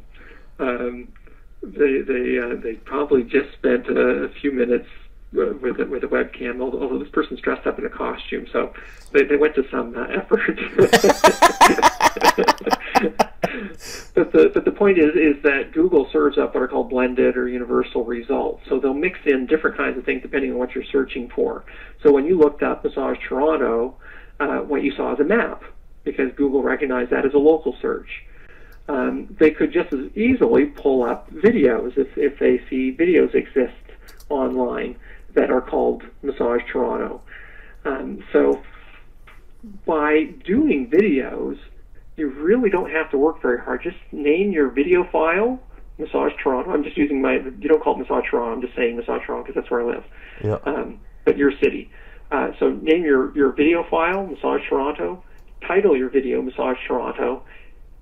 It's going to link in your description to http://www.massagetoronto.com, and you're going to have the words Massage Toronto in your description. And chances are very high that video is going to show right up here towards the top, because Google really likes video. So video is a fantastic way to promote your practice, and they don't have to be professionally done videos. This is oh no, I'm going to get myself in trouble with you now. This is this is the YouTube generation. Content is in everybody's hands, so people don't expect highly polished videos. When they are done nicely, like yours are, Ryan, with nice titling, so much better. But really, it doesn't really matter. Just grab your use your webcam, or if you have a little camcorder, get somebody to video you. And here's what I would suggest is write down the 10 most commonly asked questions that you get in your practice. Just start keeping a track of the questions that customers ask you regularly and start writing those down. Then come up with a list of 10 questions that people should be asking you about massage, things that you think people should know. And then, so you have 20 topics, just sit down with somebody, let them hold the camcorder for you or set it up on a table, and answer those 20 questions. And do one short video for each, just 2 minutes long each. Doesn't have to be any longer than that. Just enough content to answer the question sufficiently so that it has some meaning for the viewer. You can do that in less than an hour. It's so easy to do, and it's natural. It's the questions you answer all the time. So you pretty much instantly have 20 videos that you can upload to YouTube, and each one of those have a strong chance of being found online in these blended search results on Google. And the other thing I would suggest too is don't just submit them to YouTube. Is submit them to every video sharing site that you can find, because you'll find that those video results are just as likely to come from another video sharing site than they are from YouTube. There's a program an online service called TubeMogul. I think that's what it's called. Yep. TubeMogul. Yep. And I think it's free still. And basically, it will allow you to submit your video to multiple video sharing sites at the same time. So you'll have to take the time to set up an account at the video sharing sites that they have on file. Once you do it, you just enter in your username and password, and then you just upload the video once, and it sends it to all the video sharing sites. So it saves you a lot of time.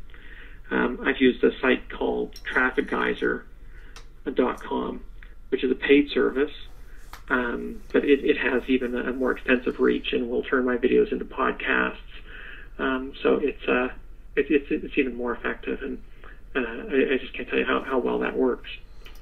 So if it's easy to do, why not do it?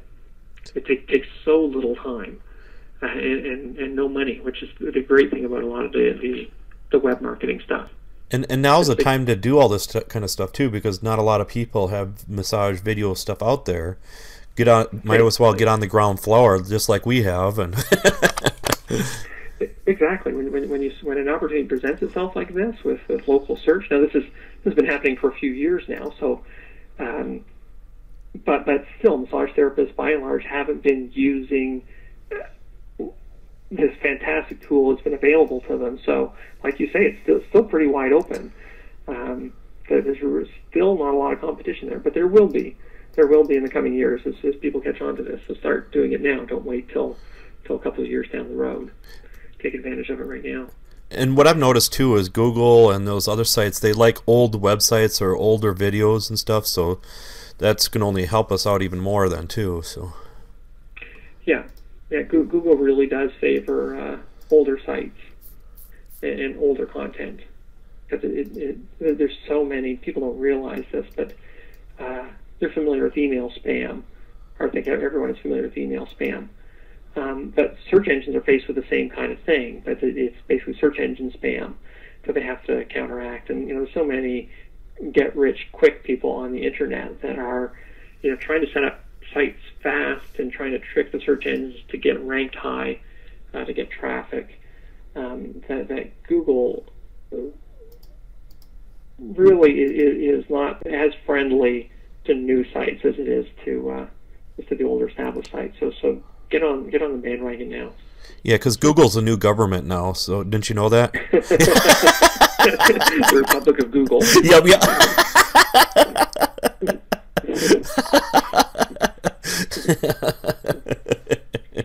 It's true. Yep. Pretty much. Yep. Yeah, because it's so true about what you said with videos. I mean, YouTube and everything else, you don't have to have production grade stuff. You don't have to have extremely good stuff out there. Just basic average stuff, and you can always change it or pull it down later once you get more advanced with stuff too. Mm-hmm. Yeah, exactly. Yeah. And that's the thing too, is a lot of people are afraid to put anything online, but it's not like creating a brochure that you're stuck with thousands of copies that are going to last for a long time. The web, you can change things in a second. So, you can just get it done. That really stops a lot of people because they think it has to be perfect. Just get it up there, and then you can spend the rest of eternity, finessing it and massaging it. And some people honestly say the first stuff you do is usually the better stuff anyways.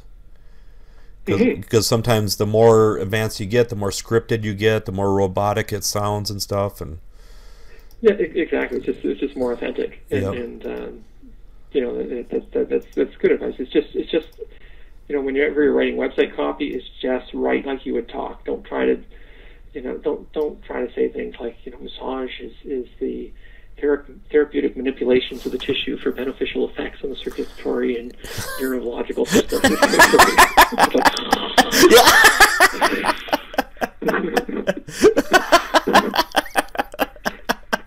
It's like are your shoulders in your ears? I'll help pull them out. Pick up the phone. You don't have to suffer. Yeah. And then somebody also said, what do you think about the options of clothing for wearing for massage therapy? Wear clothing in your videos. Yeah. Oh, no clothing optional videos. No. No, for like a regular practice. We're out of the video portion now. Oh, we're off the video portion? Yeah, okay. yeah. I just log back into Ustream. I see someone says they love the Flip. The Flip is a fantastic camera. I love my Flip video. Yeah.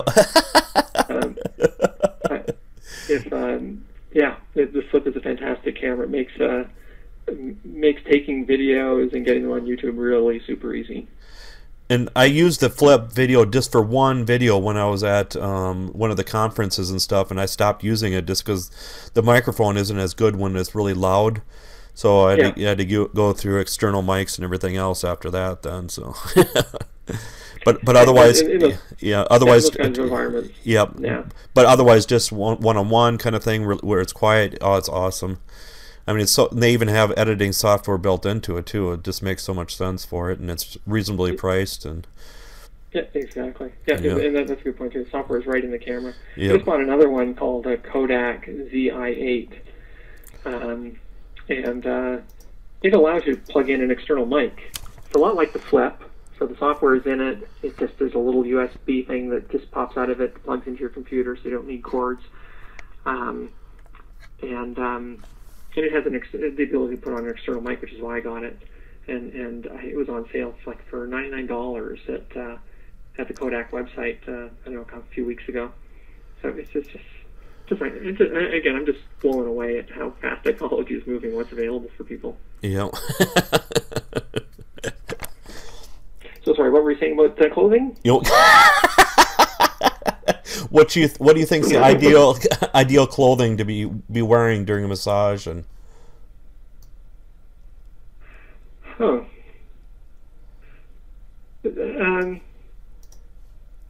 because didn't that therapist that gave Al Gore a massage was not dressed really good either or something? Yeah, the thing is with massage, I hate giving any kind of specific.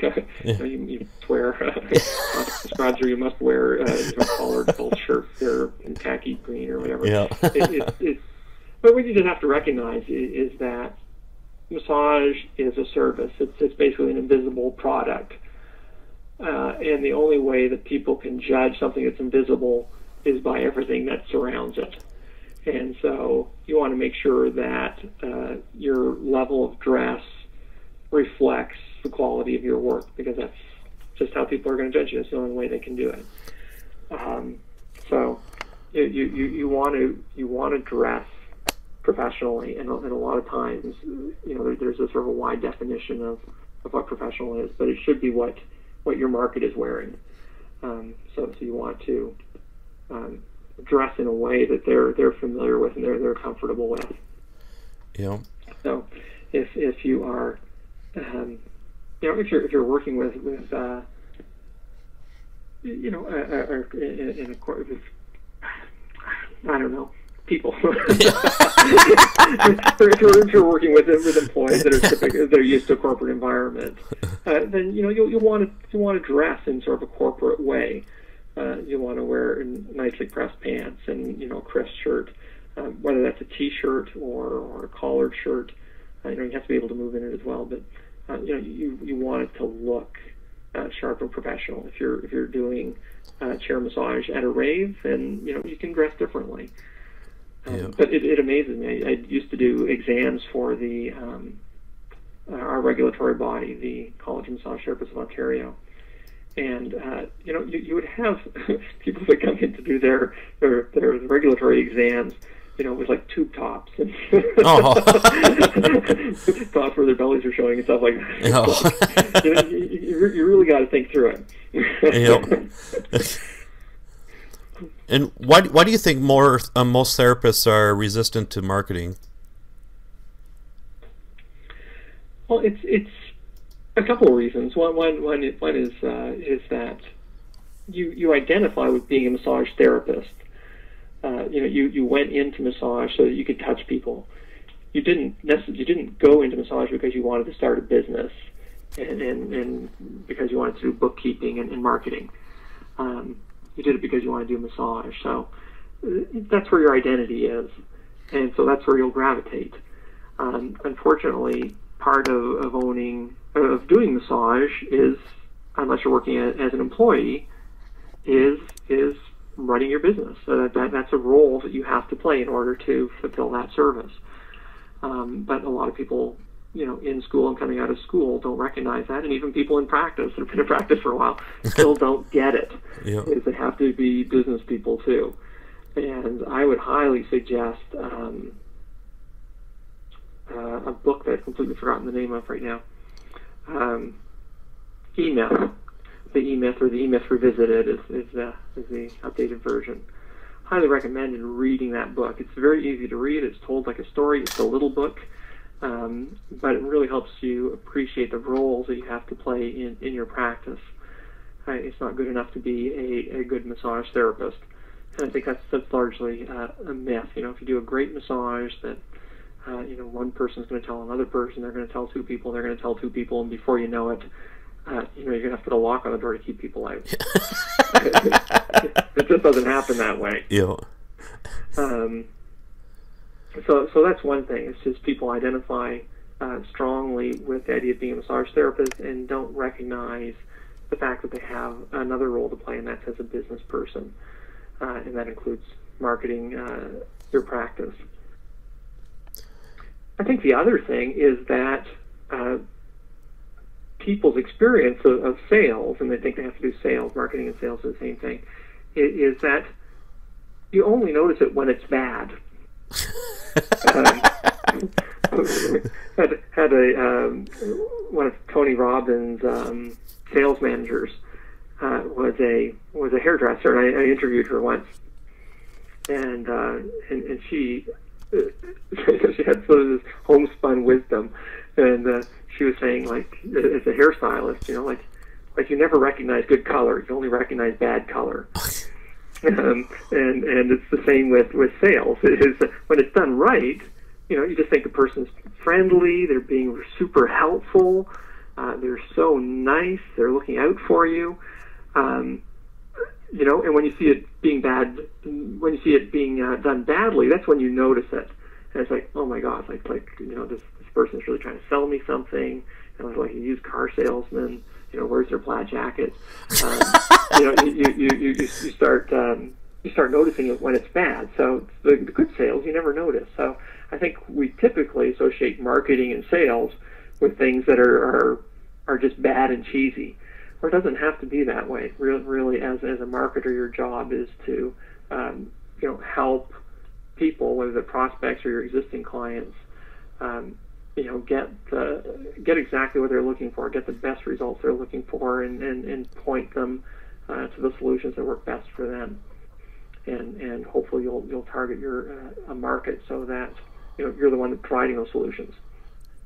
And what did you do before you got into massage? I was a professional ballet dancer. So I had this crazy idea. I did dance through my teens, so I did train in classical ballet, and I always thought I was going to become an accountant. So I did a year of business at university, and realized very quickly that that wasn't for me. So I do have a bit of a business background, sort of that kind of mentality. So I didn't know what I was going to do. It was sort of like a crossroads. I knew I liked writing.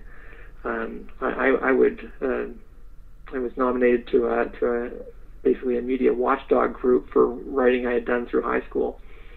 So I'd always liked media, so I thought I would look at a journalism program here in Toronto. So I came down with a friend, and because we both had been involved in theater in the past, he said, well, let's take a look at, this university has a theater school. Let's go take a look. So we went and took a look at the building and went inside, and there were dancers walking through the hallways in their leg warmers, and you could hear like choirs in the background, and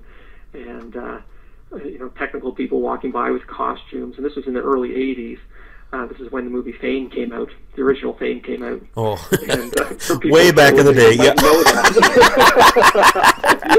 So I was like, oh my God, this is just like Fame. Yeah. I'm going to be a dancer. They learn from you guys, right? So I studied dance and had a short career in classical ballet. And what I've heard before is ballet is actually... Rumors. Yeah. It's not true. Yeah. What I heard about ballet is actually more brutal on your body than, like, let's say football or something else then. Would you say that? You're performing... But when you're performing at a very high level. Yeah. You are... it's like a professional athlete. You just basically live for your sport. You dance all day. You see dance performances at night. You hang out with dancers. It just permeates your whole life. And training at that kind of level, you're always in pain. You always have injuries. It's very seldom that you're injury free. Did you get massages back in the day when you were in ballet? Yeah, whenever I could afford them, Okay. I'd get massage. And there was a school here in Toronto that had student massages that were relatively inexpensive. So when I could afford to get them, I would.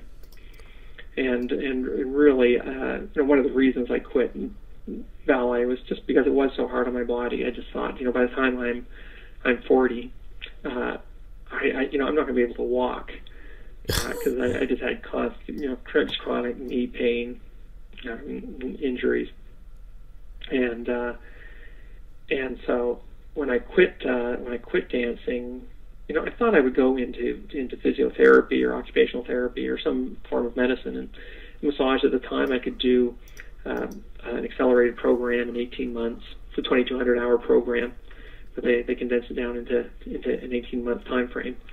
And I thought, even if I'm going into one of these other professions, I can do massage. I can learn how to do massage relatively quickly and support myself as I go through school for some of these other professions. But massage has just been such a rich profession with so many, with the potential to help so many people and provide touch, which is so needed in our society.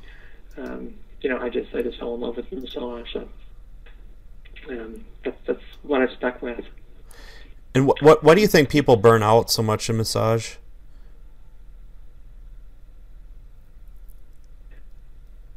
Well, I think if you take a look at, I don't know if it's so much physical burnout, but probably emotional burnout. Because if you take a look at surveys and stats in this profession, massage therapists just don't do well as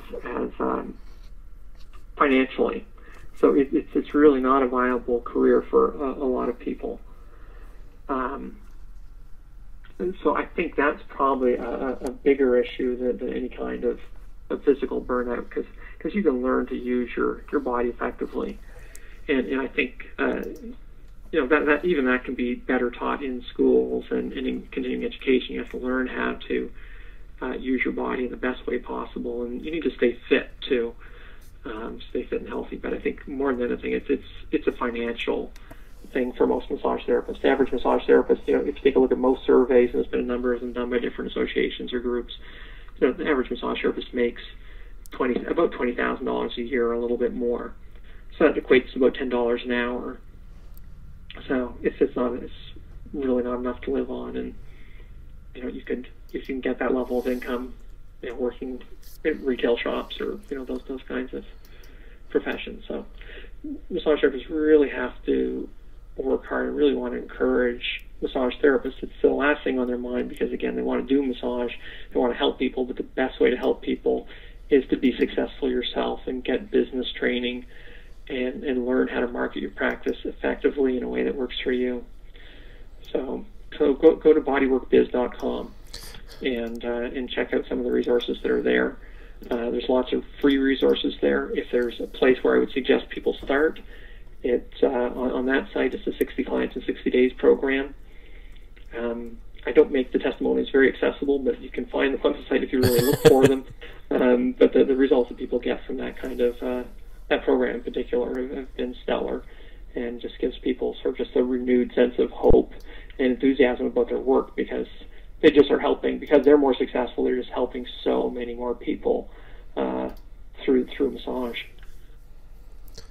And you also have some paid programs on there too, some more advanced stuff, right? Yeah, yep. There's free resources, there's paid resources, and everything is very affordable. The most expensive program on the site at this point in time is $99. So, make an investment in yourself and get some business training. If it's not through Bodywork Biz, there's other resources as well online. I'm just biased, and I think Bodywork Biz is the best. Yep, definitely. And it's been around forever too. So exactly. It's been around for a long time. Yeah. It's been amazing how many gurus have shown up in the past 2 years. Yeah.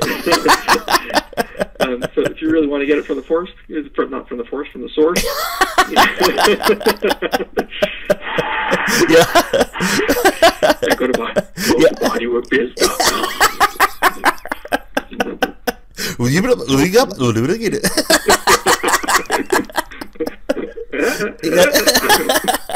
Yeah. So, with Bodywork Biz, I mean, you're branching. I mean, would you say most of your clientele is more Americans or Canadians, or so the more the people that go to your website? Yeah, I would say probably about 80% of the Bodywork Biz customers are American. Although the information is really relevant, doesn't matter where you live in the world. I've just had customers from everywhere you could possibly imagine. Yeah. So you're nationally, every continent. You're worldly known.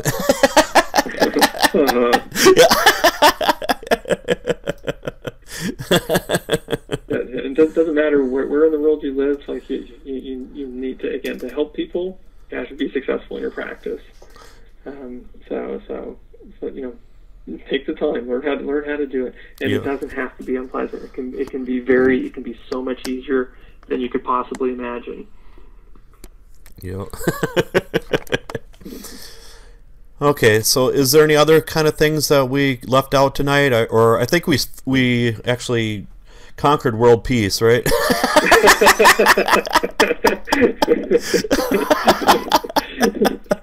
Love, peace, and harmony. We've done it all. Yep. We love everybody. Yeah, because we've only been on here for 2 hours, so. That's right. Anytime you want to cut me off, that's fine. No, no, I could. What's happening?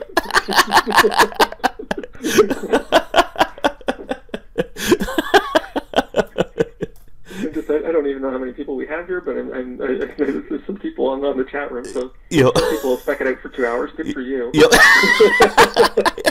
Don't worry, I actually paid them, so no.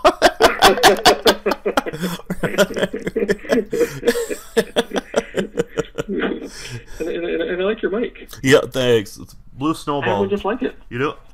Yep. The snowball. Yep. I can't hear you talking now.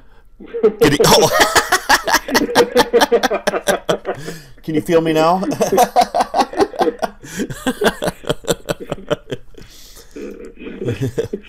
has been a lot of fun. To really appreciate you having me here. Oh, thank you. Yeah, anytime. I'm so glad you didn't get that Scott Dartnell guy here. Oh, God. It would have been a disaster. Yeah. I'll cut that portion out, okay?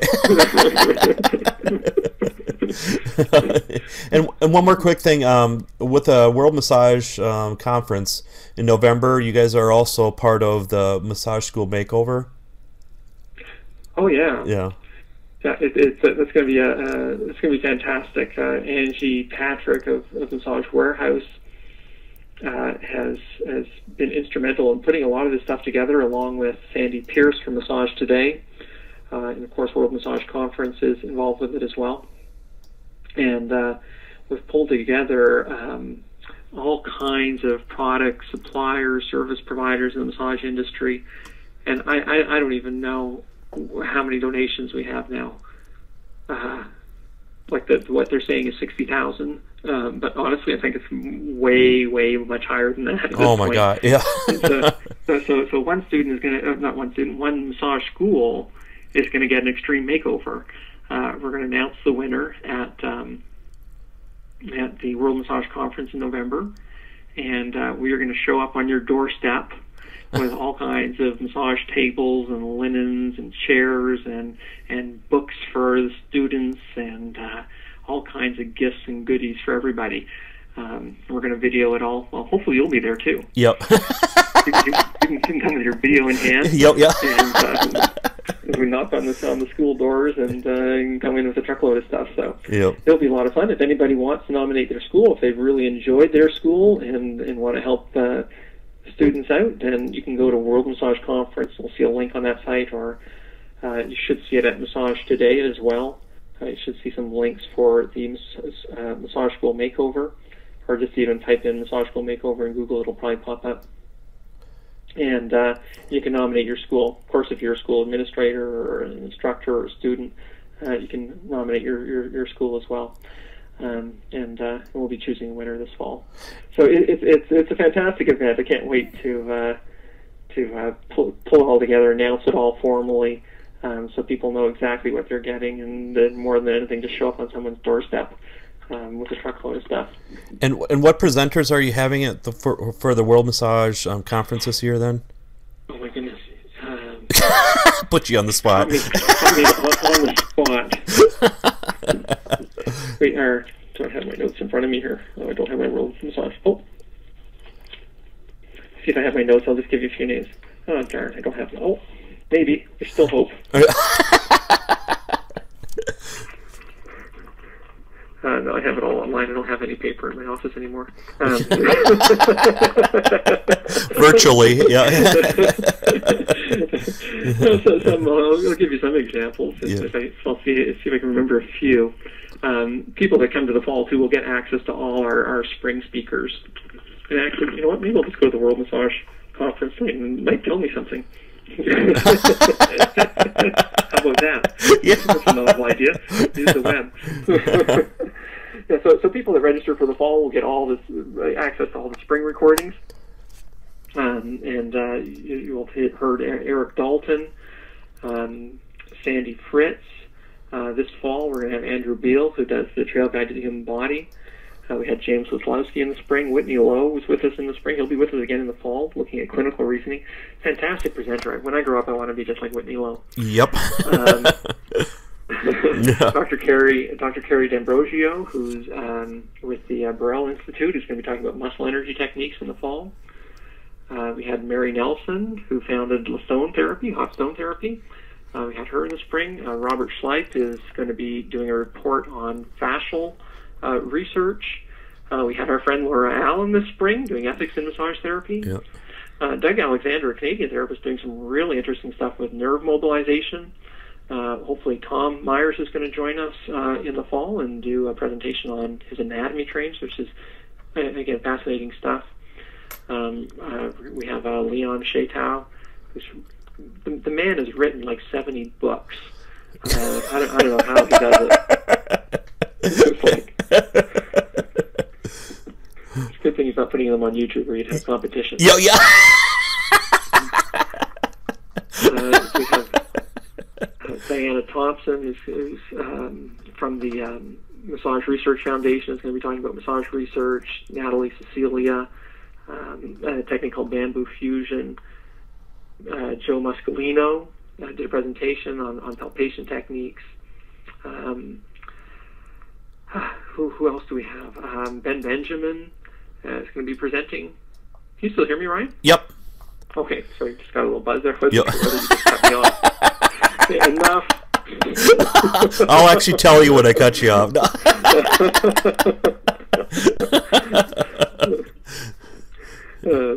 And Gloria Coppola, I think. Yep. Lomi massage. I think we're going to do a Thai massage on the table. Tina Allen. Tina Allen, yep. who's fantastic. We love Tina Allen. Yep. I'm sure you've had her Yep. on your show. Yep. What an amazing story. Yeah. So I love Tina. She's just so cute. Yep. And she doesn't look her age at all. I sat in one of her classes once, and one of the people next door to me, or sitting right next to me, she said, "Oh, what is this person doing up there? She's like 15 years old." And then Tina starts talking and stuff. But people don't know her. She does some fantastic work in pediatric massage and does volunteer work and brings a group of volunteers over to Thailand. She usually goes to Thailand. I think they're going to Vietnam this year. Yep. Have to do massage in orphanages. So we're going to have Tina Allen. We had oh my gosh, so many. It's just these are just like some of the top educators from around the world. All very interesting people, very interesting points of view, interesting ways of looking at existing techniques, developing new techniques. There's this Eric Brown guy in the spring on chair massage. Really fascinating. So sign up for the World Massage Conference. It's a fantastic event. And what's really cool, too, is the way it pulls people together from around the world. If you're in the presentations, you go in the chat rooms, and you're chatting with everybody from around the world. It's a real wonderful sense of community. It's a huge registration for that. Like, I think we had about 12,000 registrants, paid registrants last year. So it's just a huge community, and just wonderful to be a part of. So definitely check out the World Massage Conference. And it's definitely affordable too for continuing education too. And, oh yeah. Oh, I didn't even say that. Yeah. $99. Yeah. You get the spring and the fall conference. So it's like about 50 hours of continuing education that you can get certificates for. If you're American and you need the NCB, TMB certificates, you can get those for $25 more. I mean, you do it from your living room. You can do it in your underwear if you want. Doesn't matter. You just go onto your computer, and the way that it's set up this year is you don't even have to navigate anywhere. You just log in, and it's like watching TV. Everything just streams for you. You're watching the screen, and it's very cool. I get very excited about it. It just brings massage education to a whole new level. And now this is your third year doing it then, right? This is the third year, Yep. And it just keeps getting better all the time. So if you were with us in the first year and Yep. thought, like, who are those losers? Owe it to yourself to check it out again. Because the scale is just the quality, just everything is just so much better. The whole experience is just fantastic. So you have to check it out. Yeah. Only $99. Yeah. Run, don't walk to worldmassageconference.com. Do you think Right now you can't register for the fall conference, but if you register for the spring conference, you'll get the fall conference complimentary. Okay. And when can they register for the fall conference? Well, register right now for the spring conference, and you'll get the fall conference for free. So it's like Okay. registering for the fall conference. Okay. The official launch of the fall conference will be August 16th. You'll see the website change with the new information come up. And do you think you guys are going to do the same format next year with twice a year then? Yeah. Okay. The first 2 years we did it, for anyone that hasn't been involved in it, we did 6 days straight, basically, of broadcasting from very early in the morning to late at night. And it's exhausting for everybody. We're just little pieces of mush on the floor after that. It's coordinating. It's all live, so we're coordinating. In those 6-day events, you could be calling someone from Samoa one hour, and then the next hour you're calling somebody in Australia, then in Belgium, then in Florida, and then anywhere, or South Africa. So the logistics of it is pretty incredible, and so we decided to go to a 2-day format, mostly so we could survive it. But it's just, it's much more absorbable when you do it 2 days at a time. And you have access. People have access. Even though it's live, you can ask the presenter questions live and interact with them live. Everything is recorded, so if you can't make a presentation, not a problem. You just log in anytime, and it's there for you. It's pretty much available instantly after it's finished. Are you guys going to ever do a library of all the past stuff then too? We are working on that. Okay. We're just sort of caught up in the production of this year, but we are working on that. We will probably at some point come out with a library of massage, because we've had close to 100. Well, between the first 2 years, we had about 150 people, 150 presenters. So it's a lot of fantastic information. So look for that. We'll announce it at some point in time at World Massage Conference. Yeah, because that would be a huge archive that people could just research. I mean, go to any time. I mean, it's like your own search engine if you want to look at it that way. Oh yeah. Yeah. Absolutely. Yeah. So I'd love to make that available to people. Yep. So it's coming down the pipes. We just need a little bit more time to pull it all together. Yep. So again, schools, as long as they nominate for the massage school makeover, they get it for free, right? For the fall conference. No, they don't get it free. Oh, There's a program. I should announce this for the schools. This is not for therapists. Therapists have to pay for it. If you're working, yeah, therapists have to pay. $9. Yeah. But for any school administrators, we want to give your students access to this, and they may not have the financial resources. So any school administrator can go to the site and World Massage Conference and click the schools link you'll see in the left-hand navigation and get free registration for your school, essentially, so you can broadcast it in the classroom or in the lunchrooms at your school. So you certainly can take advantage of that, so your students can have a sense of the resources that are available out there and sort of the scope of this industry. Yep, and then it actually gives the regular instructors a little break then too. So Sure, kids, watch TV. Yeah, yeah.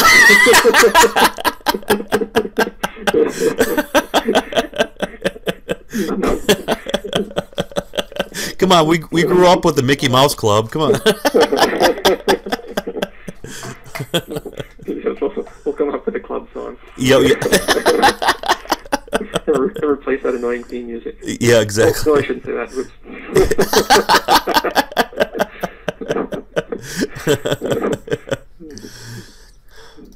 Okay, so have I talked enough yet? Yeah.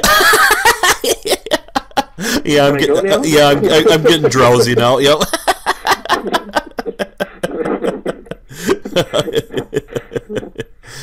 Okay, well, it's been a pleasure. I really appreciate that. It's fun. It was great meeting you in Kentucky. Yep. Really, it's just nice connecting with you, and thanks for having me here tonight. This has been fun. Yeah, thank you very much, and I'll see you in person again up in Canada. So, all right. Very soon. Well, have some fun. Yep. Okay. Thank you. Yeah. Thanks again, Eric.